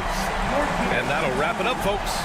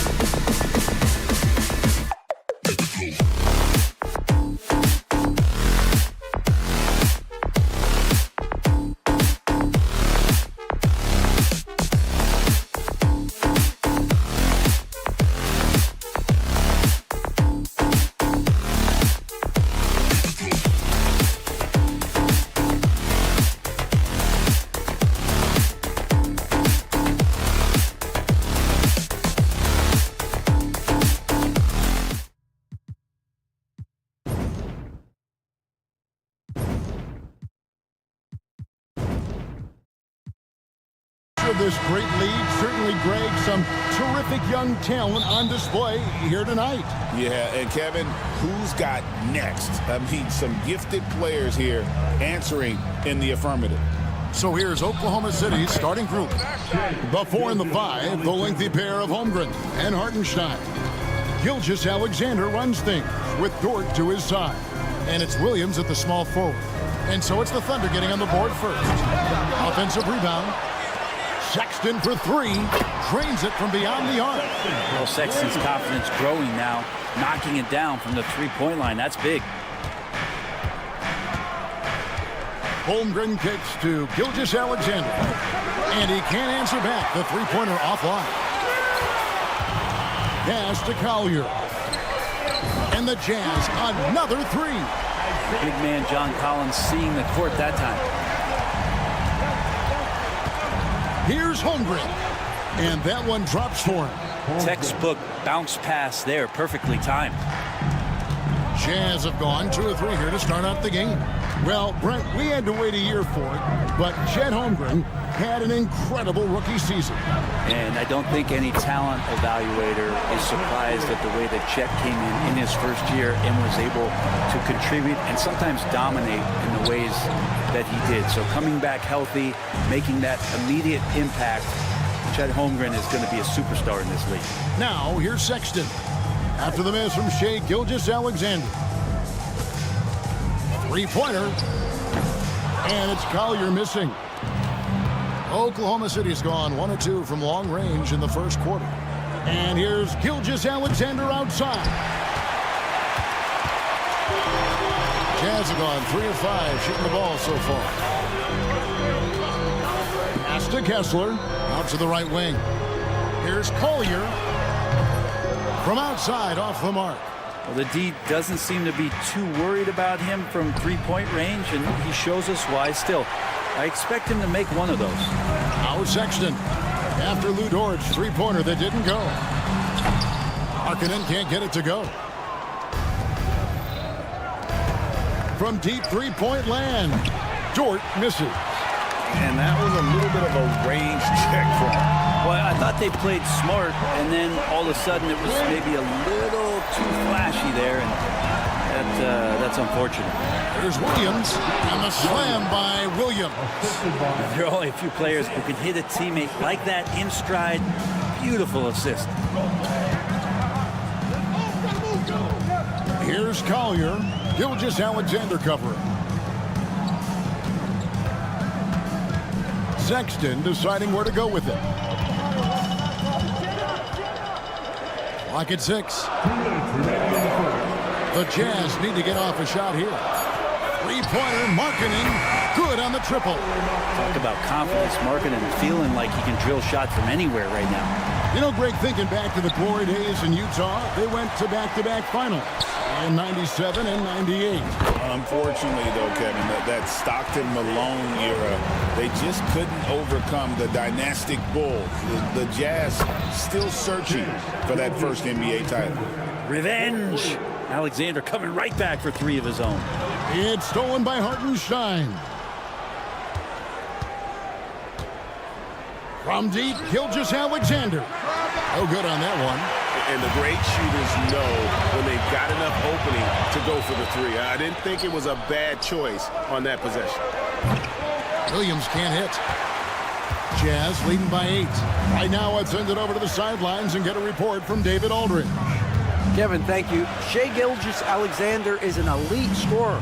Coach Mark Daigneault said the sign of a good player is being a source of reliable offense. At the same time, he's learned to impact the game in other ways, and that's why he's a really good player. He's not just a hired gun scorer. Kevin? Totally agree, D.A. He is a franchise cornerstone type of guy. And we thank you for the report. Nailed from three-point land. Some heads-up ball there from Dort. On the wing, Markkanen. Another miss by Utah. Thunder trailing by 5. Shot clock and game clock separated by less than 6 seconds. From deep, Gilgeous-Alexander. Mark that as his 5th miss in 7 shots. Collins passes to Kessler. Outside, Markkanen. Lets it go from deep. And it's Collier missing. The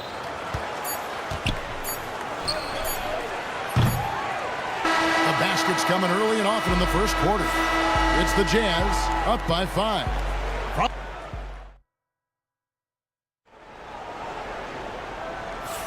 And for those of you just tuning in, the second quarter of action is where we're at right now. And guys, let's get your take on the scoring breakdown so far for Utah. Well, they haven't wasted any time getting into a groove from deep, putting up and hitting a healthy amount of three-pointers thus far. Well, one thing that's noticeable is just tremendous energy from everybody, and they put that into their transition play, and all that hustle is paying off. George out there with Clarkson. Then there's Filipowski, and it's Hendricks in at the 3. That's the group right now for Utah. A fine shooter from deep. Clarkson has a good feel for when to let it fly. Wallace misses. Jazz leading by 11. Clarkson outside. The 3. That one's off. He's now 1 for 2. Oklahoma City's gone 0-2 from deep here in the second. Caruso, no good. Jazz have gone 2 of 3 from the field here to open the second quarter. And here's George for 3. The Thunder pull it in. Second quarter, and we're just over a minute in. Here's Wallace. Buries it from three-point range. Wallace has got his first bucket of the game, and he's on the board for 3. George passes to Potter. George with a screen on Wiggins. Back to George. And they come right back with their own three-pointer. George has got the lead up to 11 now for Utah. And a wide-open look here for Wiggins. Tried to come right back with the 3 of his own. It's no good. Clarkson passes to George. And again, it's the Jazz from deep. And developing that 3-ball shot, George is putting in the work now. Here's Wiggins. And it's Potter with the rebound. On offense, here are the Jazz. They're on a 12-3 run right now. In recent years, Brent, we've seen Oklahoma City turn into a contender simply by developing their own young talent.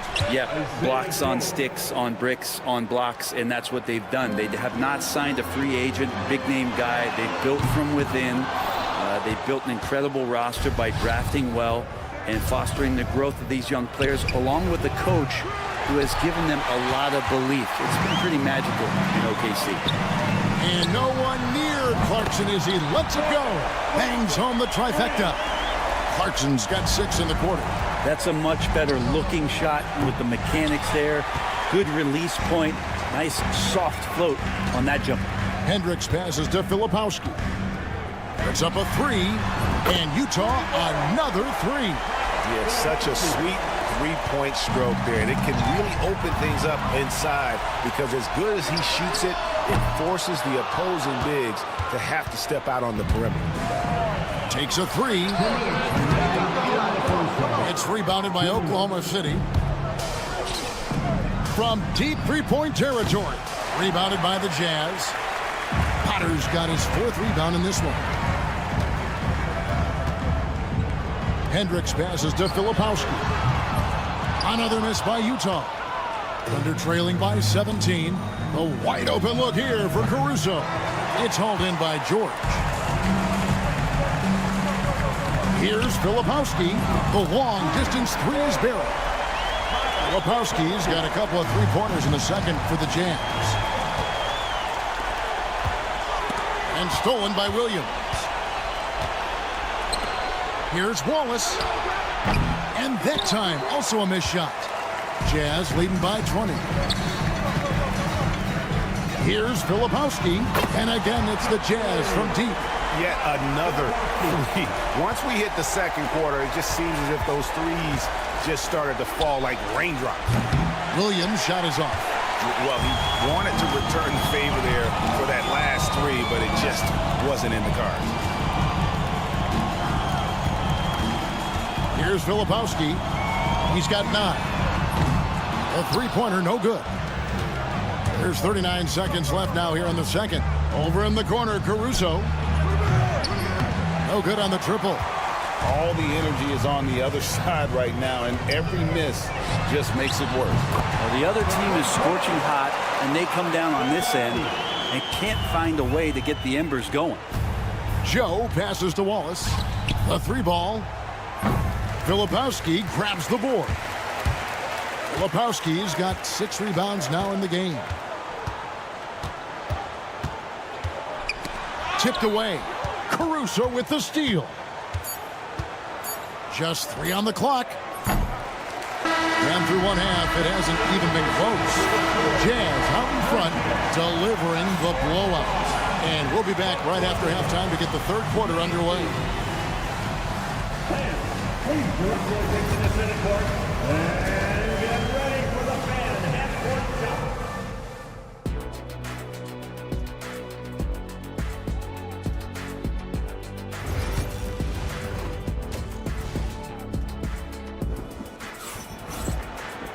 Well, we've got a second half of basketball for you. We think it's going to be pretty good. A big comeback, though, is needed for this game to be competitive, and it probably has to happen quickly.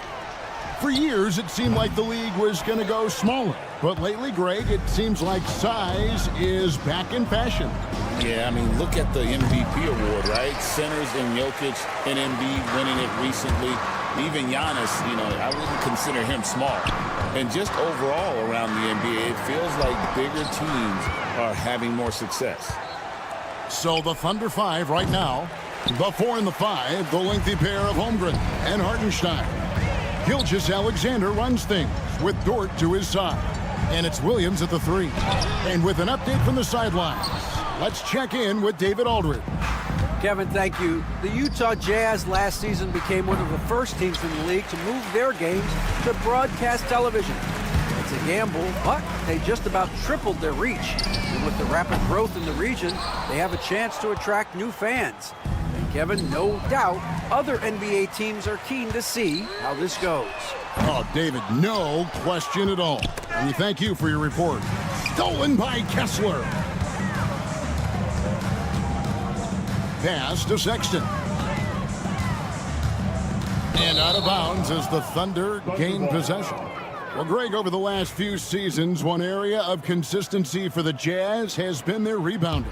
Yeah, and they have some size, and they make controlling the boards a focal point. When you're playing Utah, you better be ready to put a body on somebody. And it's Gilgeous-Alexander missing. For Utah, they've gone 0-4 from the field in the second half, yet to find the mark. From deep, Collins. Another miss by Utah.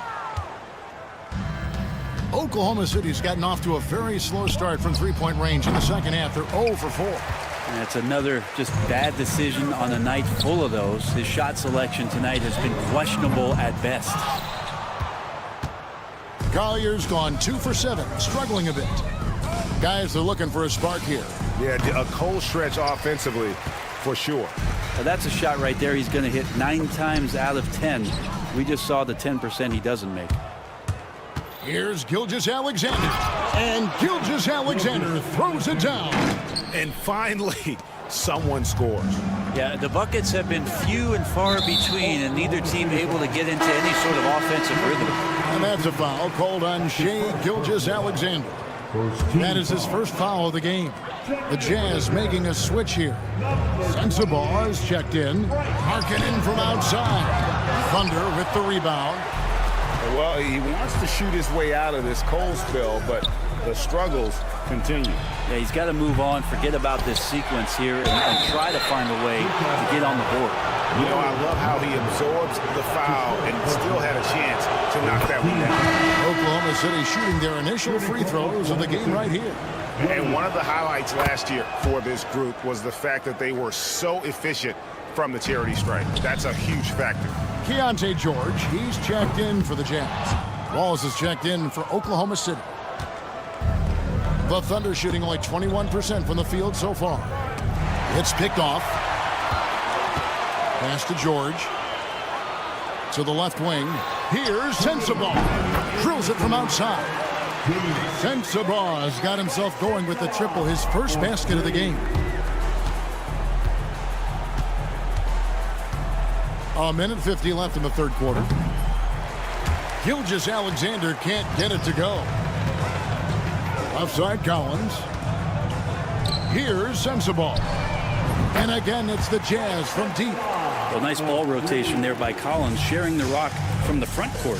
From deep three-point territory. Collins grabs the miss. Collins has got 4 rebounds now tonight. Here's Sensabaugh. That 3 off the mark.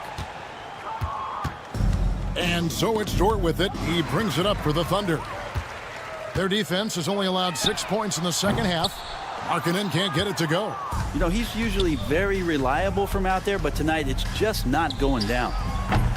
The Thunder with another miss. And you don't want to give up that kind of look too often. 52 seconds left to play in the third. Outside, George. Nice ball movement by Utah. Shot clock at 5. Sexton for 3. The shot's good on the assist by George. George has got his 5th assist in this one. Holmgren kicks to Williams. And here's Gilgeous-Alexander outside. And he has been ice cold from beyond the arc here since halftime, and he continues yet to fire away. He has got to tone it down if he wants to help his team. And there's the call on John Collins. That is his first foul of the game. Filipowski, he's checked in for the Jazz. Then for the Thunder, Aaron Wiggins, he's checked in for Dort. Isaiah Joe comes in for Wallace. And it's Alex Caruso in for Gilgeous-Alexander. Pass to Joe to end the run. Utah with the rebound. Sexton's got 5 rebounds tonight. Collins finds Sexton. From deep. And again, it's the Jazz from deep. Bottom line, you need shooters on your team who can space the floor. No, there's no doubt he's a legitimate threat from downtown, and he's demonstrating that in this game. And so it's time to bring up the State Farm assist of the game. And definitely deserving of the prize tonight. How about the read he made here? Looking like a point guard, putting the pass right on the money. So helpful to the offensive versatility when your bigs can create, freeing everybody up, and that cut was wide open. And 1 quarter to go in a game that to this point has not been an evenly fought contest. They've got Jordan Clarkson, and it's Juzang in at the 2-guard spot. That's the 5 on the floor for the Jazz. Wiggins outside. On the wing, Jones. Trying to answer back, but that 3 is off the mark. Utah shooting at 44%, pretty reasonable. Potter misses. Oklahoma City's gotten off to an 0 for 2 start from downtown here in the 4th quarter. Gets it to go from beyond the arc. Yeah, here's a list of things I don't want to do, and right at the top is guard that guy. Clarkson outside. Here's Juzang. They grab their own miss. Clarkson passes to Juzang. Misses the 3. And even though he didn't get a piece of that shot, you love the pressure he puts on the shooter. Yeah, that's the kind of energy that you want to see on every possession throughout the game. Plenty of space, and the jumper is good. Of all the action happening there, it's the assist that jumps out to me there. That's just a great look and a great setup for the bucket. Here's Jones, and he gets the bucket. Jones has got his first basket. And that's almost automatic anytime he can get the ball in that position. Here's Potter. He's guarded by Williams. From outside the arc, and the basket by Potter. Potter's got 6 in the quarter. And perimeter scoring, I have to imagine it was a topic of discussion at halftime. Maybe trying to find a little bit more space and ball movement to get guys open at the 3-point line. Here's Juzang. Rebound by Williams. And I'm not sure that is a shot that he should be taking. No, he should know better. He knows that's not his game, which is why we don't see him take that shot often. And a moment here to take a look at the scoring breakdown for the Utah Jazz. And guys, how about the unselfishness and all about working that ball around, shifting the defense, and just seeking out the best shot. Well, something else that has stood out is their up-tempo offense. And these guys have been on the track all game long. They're creating high percentage looks, getting out there on the fast break. Wiggins finds Williams, and it's Williams throwing it down. Yeah, undersized guys with athleticism do these kind of things, playing above the rim. Love to see him get up like that. That's good by Sensabaugh. He's just stretching him out. The defense has got to do a better job of staying attached to him. I'm not sure what the defense collectively was thinking there. You got to know where he is at all times. Clarkson outside. Pass to Sensabaugh. A three-pointer off the mark. And you could tell he thought that triple was going to fall. No, he didn't. Why you guys shooting those, right, Kev? Don't hold the ball. Let it rip. That is amazing. Nice ball movement by Utah. Here's Hendricks. And he can't answer back. The three-pointer offline. For Oklahoma City, they've gotten just under 45% of their attempts to drop in the fourth, 4 of 9. This has been a one-sided affair. Yeah, they've done a nice job of extending their lead and maintaining that intensity level. Yes, and with this one winding down, it's obvious to everyone who watched it. Just a total mismatch and a true show of strength for Utah. This was a team performing to its fullest capability. A hugely satisfying win. A game that not many will soon forget. And on the other side, one that I think most will try to forget. Clarkson for 3. Traps in the tray. Impressive job by the players, coaches, and don't discount the impact of these fans. Awesome to see their output tonight, trying to urge their team on, and that can always help. That home advantage of home fans getting you going, fully on display here. And it's Wiggins with the ball for the Thunder. Joe can't get it to go. 8-second difference between the shot clock and the game clock. Potter misses. Now Joe puts up a deep 3. Hendricks pulls it in. Now here's Clarkson, covered by Joe. Here's Sensabaugh. Gets the three-pointer to fall. Fires from way outside. And so it's Utah easily grabbing the win. They poured it on tonight. Dominant showing in front.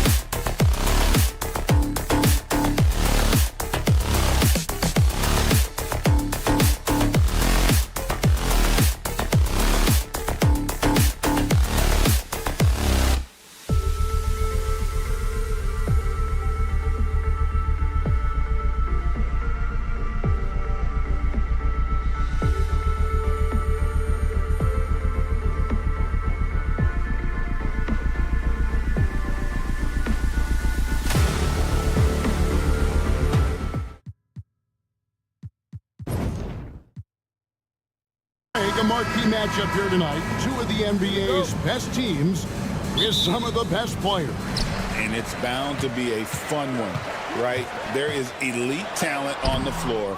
In this kind of a powerhouse matchup, both teams are looking to make a statement. So here's Oklahoma City's starting group. The 4 and the 5, the lengthy pair of Holmgren and Hartenstein. Gilgeous-Alexander runs things with Dort to his side. And it's Williams at the 3 spot. And he'll shoot free throws here. Clearly fouled on that shot that time, the whistle blowing. And despite his young age, Coach Van Gundy, Anthony Edwards' leadership qualities growing day by day. Yeah, Kevin, and a lot of it's because he is great at both ends of the court. Confident, charismatic, upbeat. He's learning that delicate balance between...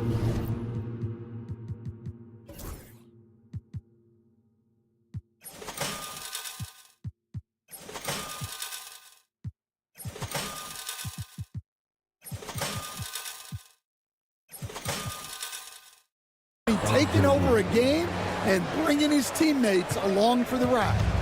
And so it's Conley bringing up the ball for the Timberwolves. Pass to Randall.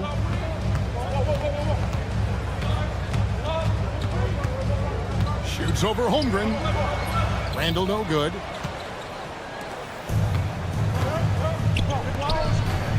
Williams finds Gilgeous-Alexander. Minnesota with the rebound. About a minute played so far here in the first. And Hall of Famer David Aldridge spoke with Chris Finch. David? He said SGA has this special ability to lull a defender into a slower pace and then suddenly make a quick move that leaves everybody just standing there. Coach feels the attention has to be on him. He wants to force somebody else to beat them. Guys? Thank you, David. Here's Gobert. After the made shot from Chet Holmgren. Conley, the pass to Randall. They get it again. For Oklahoma City, they've gone 2 for 4 from the field so far today. Gilgeous-Alexander can't get it to go. For Minnesota, they've gone just 1 for 5 from the field to start the quarter. A nice shot by McDaniel. And once he got to the 10, I think he was surprised to find himself that wide open. Once he gets in deep on the defense, there is no way he's missing a layup like that. And this is why SGA is a focal point of this offense, because of that ability to score. It's good. Good way to start this game. You want to get him rolling as early as possible. Yeah, and I'll tell you what, if he gets into a good rhythm early, watch out.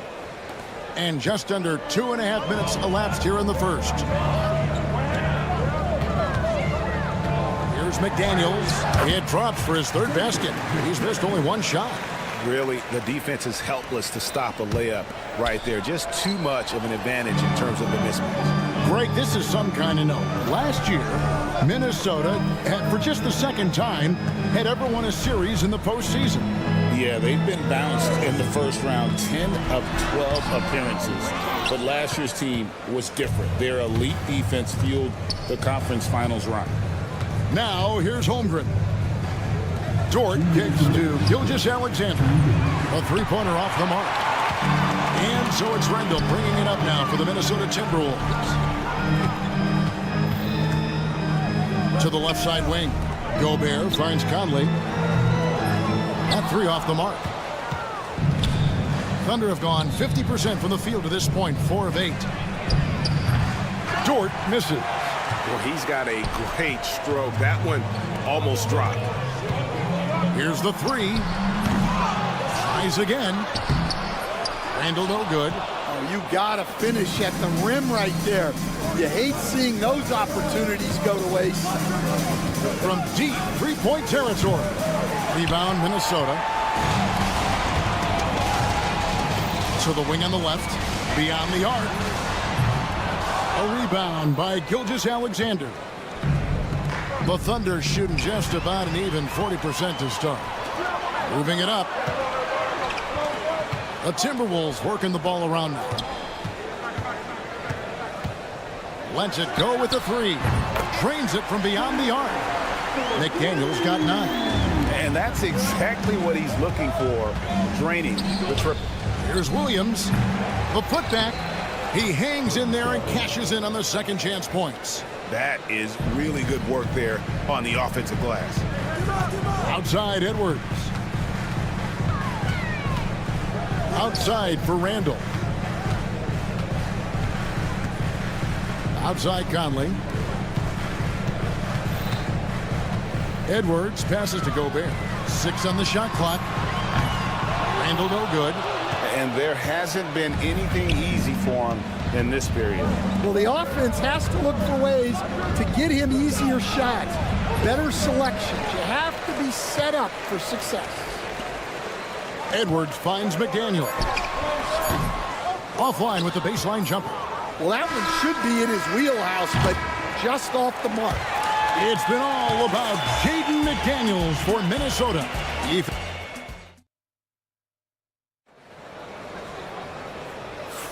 And it's been a pretty even game here after 1 quarter of play. And what do you guys think about Minnesota here in this one?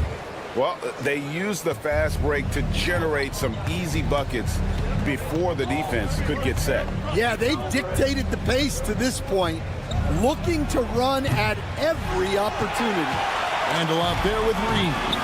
Then it's Nickeil Alexander-Walker. Then there's Dante DiVincenzo. And it's Clark in at the small forward position. That's the 5 to begin the second quarter for the Timberwolves. A fantastic decision-making big. Randall with the right choice there, finding the open man. Alexander-Walker on the wing. Wallace covering. And here's DiVincenzo from the arc. Thunder trailing by 3. Williams with the ball. Now defended by Randall. Williams passes to Wallace. Hangs in midair and converts on the double clutch layup. The only way he was getting to the hoop was to use the double clutch. Here's Alexander-Walker. And he makes no mistake on the slam dunk. Go into the rack with energy, and the D afraid to cut him off. Yeah, got to chalk that one up to some shaky defending. And with the score as close as it is, these are the opportunities you truly can't allow. And when you are as good a shooter as he is, you have to have the confidence to take that shot. Might not always fall. Yeah, it's one of those heat check shots, and heat check is a synonym for bad shot. The offensive rebound. Out that one in, and the Timberwolves lead is cut to just 1 point on the basket from Williams. Plays like that make a coach's life easy. Love the work rate he shows on the glass to get the score. Not enough defense there. Allowing Randall to get that close is a recipe for disaster. And he gets the whistle. 2 free throws coming up. Stan, I could talk about coaching with you from morning till night, but what's the most difficult part of coaching that maybe the average fan doesn't know about? Well, there's probably a lot of things like that, Kevin, so I'll just give you one. When you're coaching a star player who's on the decline a little bit, in his own mind, he's still that guy he was in his best years, but you have to limit his role, not getting as many shots, things like that, and there can be some tension, and it's with a guy that you have huge respect for. That's a great example. Coaching an aging star. Very different. Minnesota leading by 3. DiVincenzo with it. Williams picks him up. Pass to Alexander-Walker. Offline with his 3. For Oklahoma City, they've gone only 2 of 7 from the field since the second quarter got underway. Minnesota's gone 0 of 2 from deep here in the second. Hey, Coach, what about Naz Reid after going undrafted back in 2019? He is really showing him, isn't he? Well, Kevin, what a story. Uncommon skill level for a player of his size.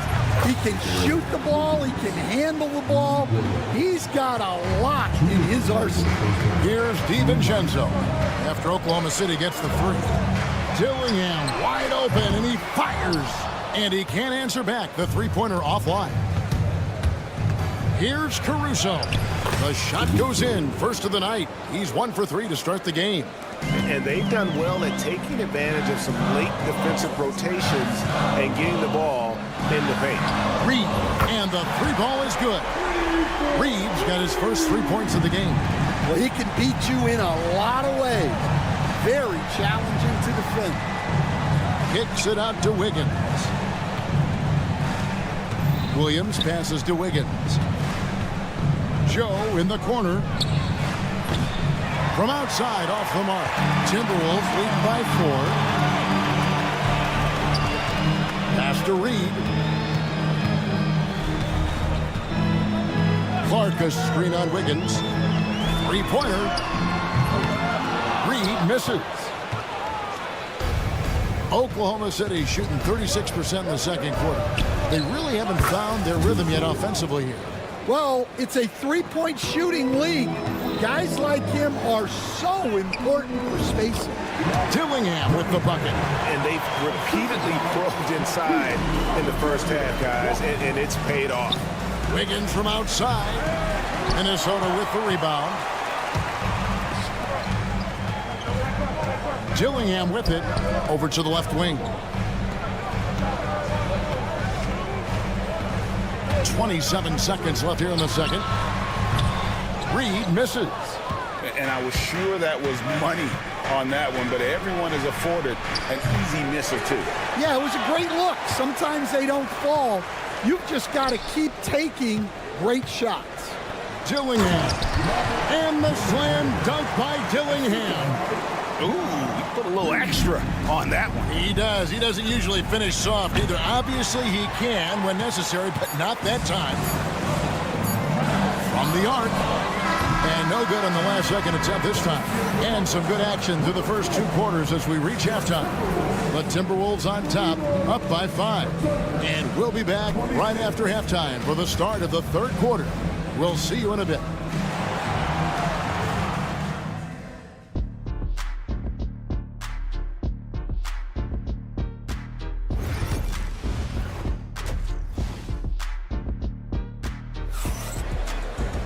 And as we get into this third quarter, as we've seen so far, neither team able to create much separation on the scoreboard yet. You have to like what we're seeing from Jaden McDaniel. Man, he's been running wild on them through that first half. Absolute dynamite on offense. Yeah, and in terms of slowing him down, I think they're going to have to change things up. Give him some different looks. So for Oklahoma City right now, the 4 and the 5, the lengthy pair of Holmgren and Hartenstein. Gilgeous-Alexander runs things with Dort to his side. And it's Williams at the 3. Now here's Edwards. Here's Conley. Goes up and lays it nice and easy. Conley's got the lead up to 7 now for the Timberwolves. And how about that move? Pat Conley adjusting around the contact to get the finish. Let's check in with our reporter, David Aldridge. Hey, Kevin, thanks. Chet Holmgren has a slender frame, but he's determined to still protect the rim. Coach Dagnall said he'll get dunked on 10 straight times if that's what the game calls for. He paused and then added, he won't actually get dunked on 10 straight times. He's going to get a couple of those, too. Kevin certainly will. I agree. You know, David, he is fearless. It's in there. Conley with the assist. Randall's got 7 points. Well, Conley is a consummate team player. He loves to get other guys good shots. Dort finds Gilgeous-Alexander. Tried to come right back with the 3 of his own, but it's no good. This one for 3. Conley's shot is off. And not allowing the shooter even an inch of breathing room on that one. There's no air space there whatsoever. That's as close as you can get without foul. And standing 6'9", Jaden McDaniels possessing tremendous length for a perimeter defender. Yeah, Kevin, and he can really move his feet, too. Jaden McDaniels is clearly one of the best and most versatile perimeter defenders in the league. And Randall throws it down. Well, excellent read there by Edwards. He saw someone had a better shot, and he got them the ball. Dort against Edwards. Dort kicks to Gilgeous-Alexander. Sinks the three-pointer. He's got 8. Well, when you move the ball, you open up the defense. Great job to make the unselfish play. And Randall throws it down. And On the drive, Randall gets a ton of momentum, and that turns into airtime for the slam. Right side, Gilgeous-Alexander. That doesn't go either for Gilgeous-Alexander. And Randall has got the ball here for the Timberwolves. Good for basket number 7 tonight on a not-so-unlucky 13 shots. And how about the touch there inside? And that's where Randall likes to get the ball, and you can see why. Holmgren. And that'll be 2 free throws coming up. Officials on the call with the foul. That's on Jaden McDaniel. The Thunder shooting their 3rd and 4th free throw shots of the night. And we're seeing some big paydays for NBA head coaches these days, Stan. Do you miss it? Do I miss the paychecks? Yeah, payday was always really good in the NBA. No question about that. What about now, though? What about now? Well, it's gone through the roof. But look, the trade-off is the paydays are big, but there's not a great deal of job security, Kevin. Gobert can't hit. Thunder trailing by 12. Here's Gilgeous-Alexander. Nice concentration to hit the double clutch layup. Gilgeous-Alexander's got 5 points now this quarter. Minnesota's gone 1 of 2 from beyond the arc since coming out of the break. And once again off the mark by Minnesota. Oklahoma City shooting about 35% from the floor. Not much falling for them. Quick shot there, and it's off target. And he has been ice cold from beyond the arc here since halftime, and he continues yet to fire away. He has got to tone it down if he wants to help his team. And the foul is called. He intentionally grabbed him there for some reason. I don't know. Kevin, all I can think of is that he's trying to slow the game down a little bit. That's a stretch, though. Definitely a strange move on his part. Randall's checked in for Minnesota. And Oklahoma City also making a switch. Alex Caruso. He's checked in for George. Minnesota leading by 8. Here's Randall. Laid in with a nice touch off the glass. Randall's got 15 points in just the second half. I love that they're continuing to attack despite being up big. Yeah, they're being absolutely relentless. Building this lead in every way possible. Aaron Wiggins, he's checked in for the Thunder. Now here's Randall. 17 points in the game. Here he goes. And Randall throws it down. And when Randall gets rolling on the drive, there's almost no stopping him. His size and athleticism are going to get him to the hoop. And it's out of bounds. They say it was last touched by Randall. Here's Holmgren. And the shot is good. Holmgren's got 5. And looking to get stronger, Holmgren fights through the bump. Tons of time for him to grow into that frame. Randall against Wiggins. Randall down low. And the basket is good, and he's got a chance here for one more at the line. Well, overall, they're the team getting the better looks here in this second half. Yeah, they've looked really in sync after the break. Getting the shots they want and converting. Here's Wiggins. The shot missing. Well, through 3 quarters of play, down double digits, it may be difficult to overcome. And a quick look now at the State Farm assist of the game. Yeah, and I like the fact we get to see this pass one more time. A magnificent feed, and you love to see your off guard taking over the playmaking duties with this much skill. Yeah, and if you have both guards dishing like that and putting up points, wow, a coach's dream. And there may not be a lot of drama down the stretch as we head into the 4th quarter, but stranger things have happened. The forwards are Edwards and McDaniel. Nickeil Alexander-Walker out there with Dante DiVincenzo. And it's Reed in at the 5 down low. So that's the Timberwolves 5. Pretty devastating, actually, to turn the ball over like that and surrender 2 more points. You're not sure what that was about. I mean, talk about a brain cramp. And the Timberwolves making a change here. Randall's checked in. Jalen Williams is checked in for Oklahoma City. Jordan comes in for Wallace. Now Randall. After the missed 3 from Shai Gilgeous-Alexander. with some arc. It's rebounded by Hartenstein. Hartenstein's got his 4th rebound in this one. Dort finds Hartenstein. And here's Gilgeous-Alexander outside. Well, he's trying to shoot his way out of it from distance, but look, he's got to find something easier. Trying to get open is Randall, and the call on the shot that sends him to the line. And Greg, it didn't take long for Anthony Edwards to prove himself in the NBA. There's so much to like about his game. As outstanding as his offense is, his defense cannot be overlooked. He is a lockdown presence when he needs to be. Now here's Williams. A shot off that time. Great D that time from Edwards. And he's going to get whistled for that foul, G. That was intentional, but not exactly logical. How about pointless to foul there? I mean, I don't know where his head is, but it's not in the game. Here's McDaniels. Outside for Randall. A floater, and the layup is good. Randall's got 24. And the defense cannot underestimate Randall's strength. Pushes right through the contact and gets the shot. And the one-hand slam just looks so pretty when it's in his hand and he's the one doing the slam. Agreed. He is smooth as silk, even on a power finish. Three-pointer. A three-pointer is right on target. And for the defense, that is a heart-sinking moment when you see him that wide open from beyond the arc. Now here's Randall. Randall is doubled, and Edwards puts up a deep 3. Trying to answer back, but that 3 is off the mark. Thunder trailing by 14. Gilgeous-Alexander passes to Holmgren.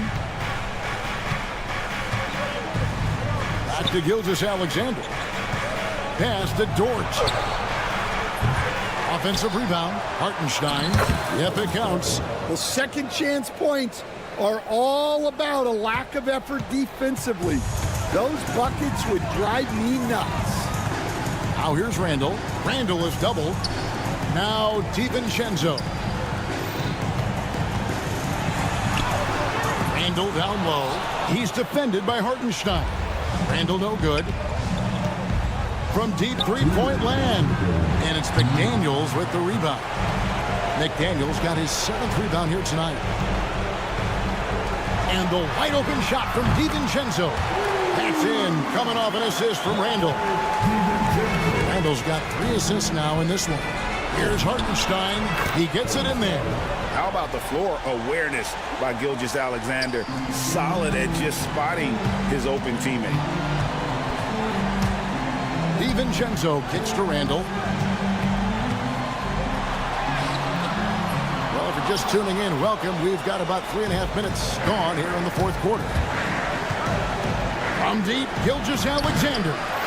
Rebound by Alexander Walker. Williams against Randall. McDaniels gets a wide open look. Makes no mistake on the open jump shot. McDaniels got 4 points in the quarter. And guys, what we saw here tonight is one side having everything going for them. Huge margin of victory for Minnesota. A beautiful pass doesn't always get you on the highlight reels, but there were some spectacular dishes in this game. You know what? It was a team that was in sync and just trusted one another to take the right shots. And you know, when you look at the huge impact he had, just a monster game for Julius Randle. Yeah, and I loved his attitude tonight. He really had that scorer's mentality. Absolutely no one was stopping. Now here's Randall over Wiggins. And there's Randall on the assist from Conley. And the Timberwolves lead by 19. And it's just competing, you know, giving your best when it matters most. Yeah, they've got clutch guys on this team, and they never let up. Randall with the ball, covered by Wiggins. And that'll be Oklahoma City's ball as it goes out of bounds. Substitution for your Timberwolves, Clark. Alexander Walker. We've got 33 seconds left in the 4th quarter. Here's Wiggins. And foul on the shot. He'll shoot 2 at the free throw line. Personal foul. Second team foul. Free throw good. Wiggins. Oklahoma City, Wiggins, 2 shots. He hits both from the stripe.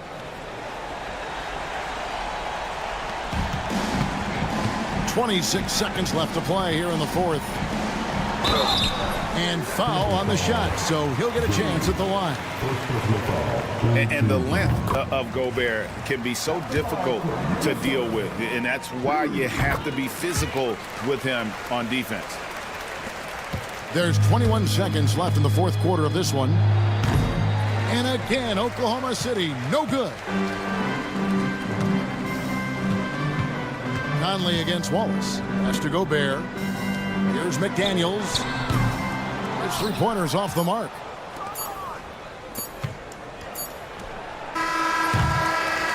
And so it's the Timberwolves taking care of business here.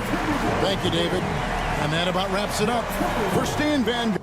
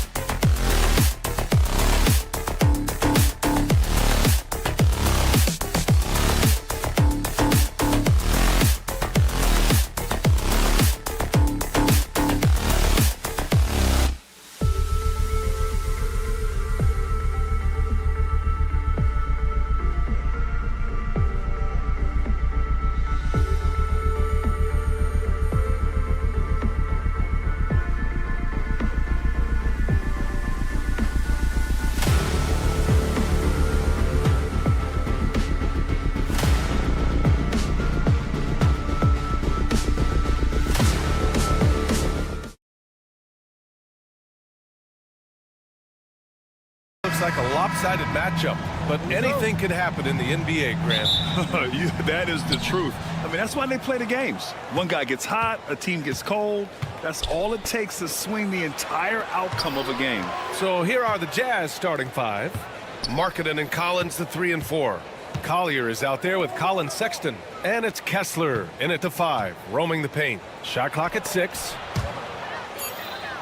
Here's Markkanen. And it's Gobert with a rebound. And so Gobert will bring it up for the T-Wolves. Edwards finds Randall. The kick out to Edwards. Misses the 3. And you never want to give a shooter like him a clean look. For 3, Collins. Minnesota with a rebound. Yeah, and the defense has really got to tighten up on him. I mean, he's just too dangerous from the three-point line. Back to Daniels. For 3, Conley. First shot won't go. Clark, with Minnesota being a major player in the West now, Wolves Nation is howling. Howling and growling, B.A. That's the name of their fan base. And, yeah, they're excited. And for good reason. Not only is this team competitive, but they can be downright dominant at times, especially at the defensive end of the floor. Easy group to cheer for. Here's Collier. Outside Sexton. Lets the 3 fly after missing his first attempt. Now 1 for 2. That's how you up the ante. Come right back at him. A little back and forth from long range. I love it. That's a terrific answer there. And here's Edwards outside. Gets it to go. That makes him 2 for 3 in this game. Didn't take Edwards long to get those 3 points back. Right back at you. For 3, Collier. Another 3 for Utah. Hey, good to get him going right away. I mean, those are the shots that really boost confidence. Perhaps he's set for a big night. I mean, he can be a difference maker for him when he's on his game. Playing at such a nice pace, Sexton's pull-up, it's a perfect shot. Gobert passes to Randall. Collins with the rebound. And that's out of bounds. Minnesota will retain possession.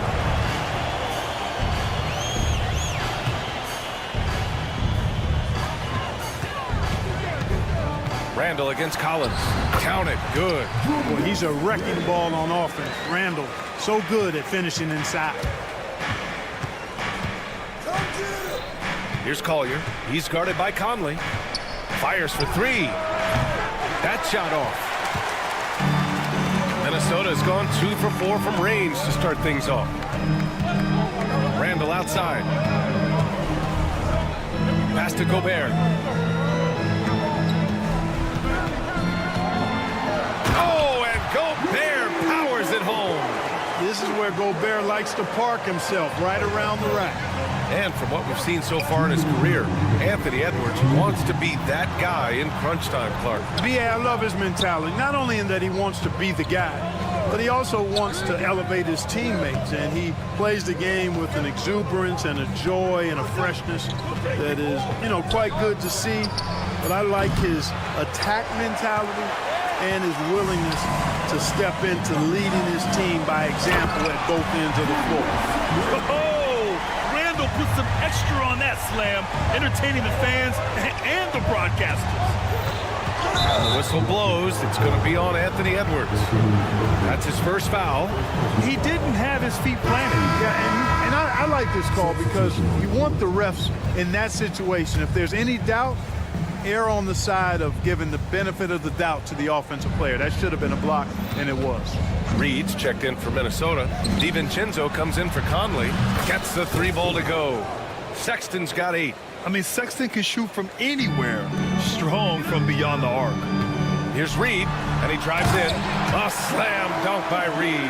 And this guy, to me, embodies determination. Small in his position, but he still gets up and keeps plays alive. That's mind over matter for sure.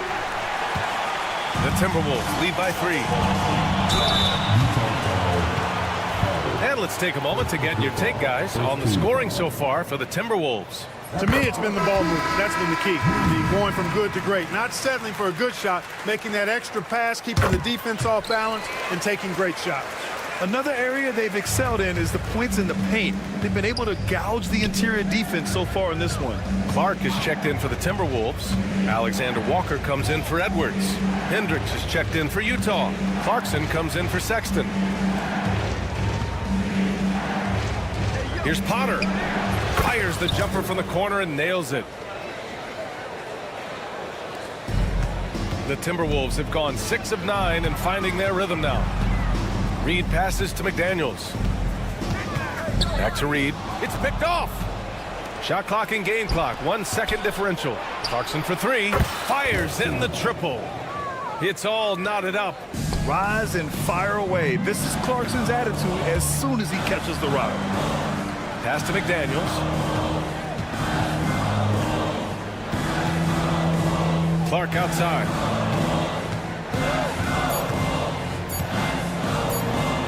Three-pointer. Oh, it would have counted had it fallen, but it is offline. Tie game in.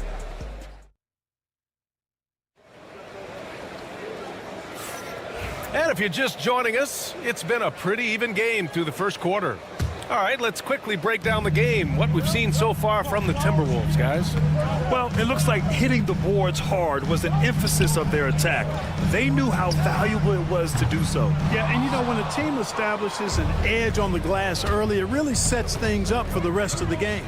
Julius Randle out there with Naz Reid. Then it's Nickeil Alexander-Walker. Then it's Dante DiVincenzo. And it's Clark in at the small forward position. So that's the Timberwolves 5. Now here's DiVincenzo. Still no points. Kicks it out to Clark.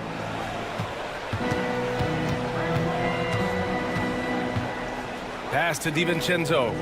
Now here's Alexander Walker. 6 to shoot. The Timberwolves need to get off a shot here. And the Jazz pushing it up now. Clarkson for 3. Hits the trifecta. Clarkson's got 6. And a chance to catch up on some numbers here. The hustle stats for Utah.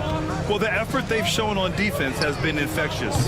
Everyone on this team continuing to jump at opportunities to come away with steals. One other factor today, points off turnovers. I mean, let's see if they can keep up the pressure, capitalize off more forced miscues. Pass to Hendricks. Clarkson with a screen on Clark. Back to Clarkson. Here's Sensabaugh. Three-pointer. Hauled in by DiVincenzo. Randle right side. Let's go with a 3. Rebounded by the Jazz. Now George. Here's Filipowski. Back to George. Takes a 3. Connects from downtown. And the Jazz lead by 4. And there's a nice rhythm to his three-point shot. You know, George has a confident stroke. Reed can't hit. Utah has gotten 6 of 13 shots to go from outside the arc. Clarkson for 3. On the wing, Clarkson. For 3. Randle pulls down the board. And so Randle will bring it up for Minnesota. You know, a reliable veteran like Julius Randle is so valuable. He provides a foundation for everyone else to play off of because they know he'll be there to score and help out. He makes it easier for other players to succeed around him. A versatile guard, DiVincenzo is excellent at hitting his teammates in their spots. Pass to Filipowski. Back to George.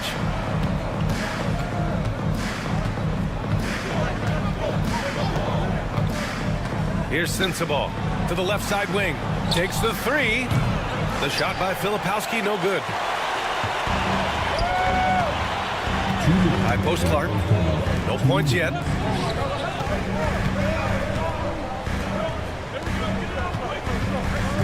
Here's DiVincenzo. That one's good. This game is all even. Credit their discipline. They've been working for high percentage shots. George feels it out a bit. And in the second quarter, a little under 3.5 minutes played already. Here's Alexander Walker. Utah grabs the miss. And now the Jazz on the run in transition. Hendricks no good.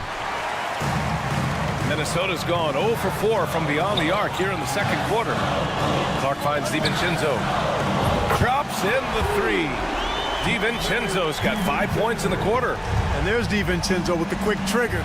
Cannot give him any room defensively. You've got to eliminate his airspace. Here's Sensabaugh, and they come right back with their own three-pointer. This is just fun. These teams are trading threes back and forth. Nothing like answering back. One team gets 3, you fire 3 of your own. Boom. Yeah, and anytime there's contact in there with Randall, he usually gets the best of it. For 3, George. The shot no good. Minnesota's gone just 1 of 5 so far this quarter from 3. Randall, good. Love to see that kind of activity. He just makes things happen. DiVincenzo against George. Pass to Filipowski. 24 seconds left to play in the half.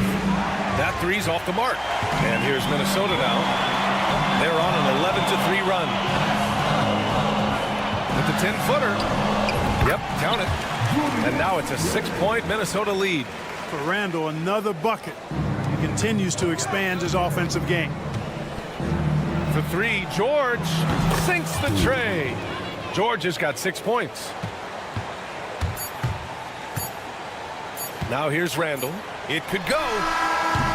Oh, no good on the last second attempt there.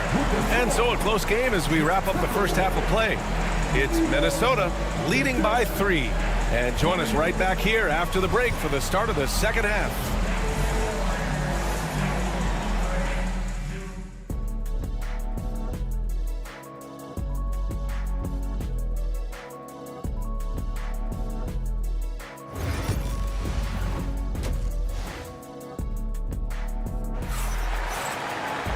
And as we get into this third quarter, as we've seen so far, neither team able to create much separation on the scoreboard. Julius Randle has been sensational. And in the first half, he dominated in the post. He got the looks he wanted and was able to execute. Yeah, you know what? I think he's doing exactly what he has to do. Using his body, shaking off contact, and then finishing at the rim. Kicking off the second half. Here's Will Hardy's 5. Sexton and Markkanen out on the wings. Collins and Kessler there in the middle. And it's Collier in at the 1. For 3, Randall. Collins with the rebound. Jazz trail by 3. Sexton finds Kessler. Here's Collier. Ooh, McDaniels with a steal. Outside Conley. The 3-ball. The rebound by the Jazz. And I'm surprised that didn't go down. I mean, I'm sure he is too. And he might not blow you away with numbers, but there's a reason why McDaniels is on the floor so often, Clark. Hey, B.A., I love his versatility at both ends of the floor. He knows exactly what's needed from him by his team. He gives it to him. He doesn't need a lot of touches. He just plays the game. Love his motor. Love his consistency. He is the epitome of a value-utility guy. And it's Utah with the ball. Following the score by Minnesota. Markkanen for 3. Oh, and again, it's the Jazz from deep. And the quick trigger of Markkanen is impressive. He's got such a fluid release, too, especially on these catch-and-shoot jumpers. Conley against Sexton. For 3, Randall. Kessler with a rebound. Utah's gone 2 for 2 from deep here in the third. On the wing, Sexton. And looks like an illegal pick was set. That gets the ref's attention. Boy, in a game this snug, you can ill afford to commit those kinds of turnovers. Dillingham's checked in for Randall. The Timberwolves trail. Conley up top. Hasn't gotten one to fall yet. Pass to Edwards. Here's Gobert. Out of bounds. It'll go to the Jazz. Hurts to see that kind of mistake. Coach is going to be on him about that one.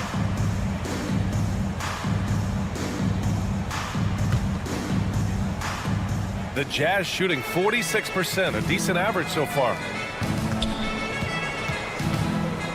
Collins passes to Sexton.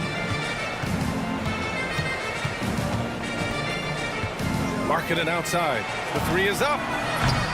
The offensive rebound. Fires the three. And it's Gobert with a rebound.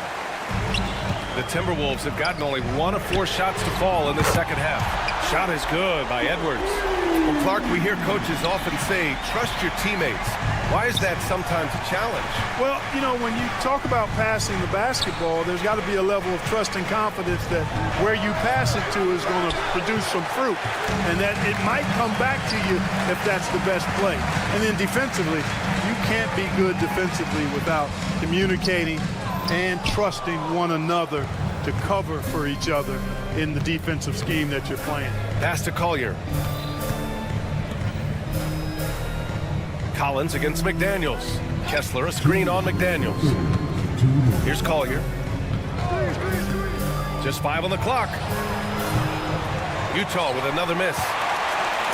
And so it's Edwards who brings up the ball for the Minnesota Timberwolves. Their defense has only allowed 6 points in the second half. Hey, sometimes the best looks don't equate to points. Sexton against Conley. To the paint. Here's Gobert. Excellent D there from Collins. Despite the miss, those are the kind of looks coaches hope to create. Marketed from long range. It's rebounded by Minnesota. Gobert passes to McDaniels. Over Collins. The rebound by Marketed. Utah trailing here. Outside Sexton. Marketed right side. The three. So confident from range. Marketed. And Marketed has a beautiful stroke. Superb at getting himself squared up and then quick with the release. He fires it right away. To the wing, right side. Gobert finds Conley. Who poked away. Stolen by Kessler. 43 seconds left in the third quarter of the game. Marketed outside. Another three for Utah. Their strategy has been pretty simple here in the second half. Attack from three-point range. Certainly. I mean, they saw a weakness in the perimeter defense and took advantage of it. Conley passes to Gobert. Back to Conley. And he can't answer back. The three-pointer offline. Jazz leading by 4. Marketed outside. Shot clock and game clock. 1 second differential. Pass to Collins. Kicks it out to Marketed. Here's the three. Again, Marketed missing.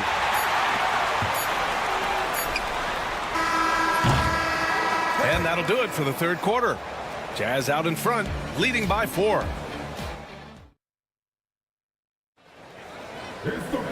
Three tense quarters behind us.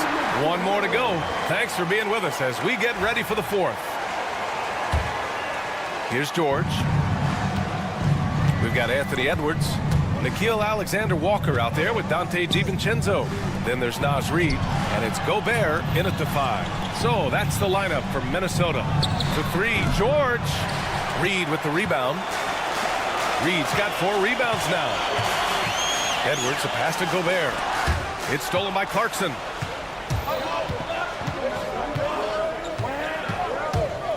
Pass to Filipowski. Clarkson against DiVincenzo. And here's Sexton. Clock at 6. Three-pointer off the mark. Boy, they dodged one there, guys. I mean, he got the wide open look that he wanted, just didn't knock it down. Clarkson against DiVincenzo. Utah grabs the miss. Fourth quarter just getting started. 1 minute in the books. And now we have an intentional foul. I'm not sure why. Yeah, bizarre play, BA. Not sure what got into him. Julius Randle's checked in for Minnesota. And a switch here also for Utah. Markeden's checked in. Now here's Marketed. Here's Potter. And the three-pointer goes. And the Jazz lead by 7. And Marketed, the big fella, has nice court vision, solid at finding open teammates. Randle left side. The 11-footer. The rebound by Potter. And there's the foul. It'll go on Julius Randle. That's his first foul of the game. Utah leading by 7. Sexton. A screen on DiVincenzo. Outside Sexton. Pass to George. Back to Sexton. Here's Potter. Puts up a three. Anthony Edwards with a rebound. Edwards got his 5th rebound in this one. Reed for 3. Sinks it from distance. Edwards moving that orange like a real pro. George against DiVincenzo. And Dante DiVincenzo is going to pick up the foul. That's his first foul of the game. And there's just one foul now away from the penalty. Yep, the next one puts them on the line, so they've got to be careful the rest of the way. 2 open that time. Made it look easy. Boy, you can see the connection these guys have. They ran the play well. The defense had no idea how to deal with it. Out to the wing. Reed for 3. The rebound by Filipowski. Filipowski's got 4 rebounds in the game. Kicks it out to Markkanen. Here's Potter. Reed defending. Launches it from deep. It's rebounded by Minnesota. DiVincenzo's got 6 rebounds now in the game. Randall, pass to DiVincenzo. Inside to the left wing. Outside Reed. The 3. The rebound by Filipowski. Jazz leading by 6. On the wing, Sexton. From the arc. And his 5th basket. Now 5 for 8. Looking comfortable out there. And offensively, Sexton has been in the zone. He keeps finding chances and cashing in on them. Randall, pass to DiVincenzo. This one for 3. Utah grabs the miss. Filipowski's got his 6th rebound on the night. The 3 from Sexton. Another 3 for Utah. And this is how he shines. He's a big part of their floor space. And you know what? It's all about the long distance game for him tonight. He's getting it done from out there. Now here's DiVincenzo. Basket's good. I like to see when guards come inside. DiVincenzo trying to send a message with that hoop. The Jazz have got 4 of 8 shots to drop here in this final quarter. And this is a game they can build off of. They kept their focus all game long, and it will get marked as a win for the Jazz. And it seemed like steals ended up making the difference in this game. No question. Their ability to force mistakes and turn them into points gave them an upper hand tonight. And one player just stole the show tonight, doing everything for his team. A monster night for Colin Sexton. Boy, he was absolutely relentless at the offensive end, guys. Smelled blood and went for it. Now here's DiVincenzo. Reed for 3. The shot, no good. On offense, here's Utah. They're on a 17-5 run. Filipowski for 3. The rebound by the Timberwolves. Now 8 seconds separating the 2 clocks. Oh, wow! How about that? From long range. Woo! Sexton up top. Pass to Markkanen. Lets it go from deep. Hauled in by DiVincenzo.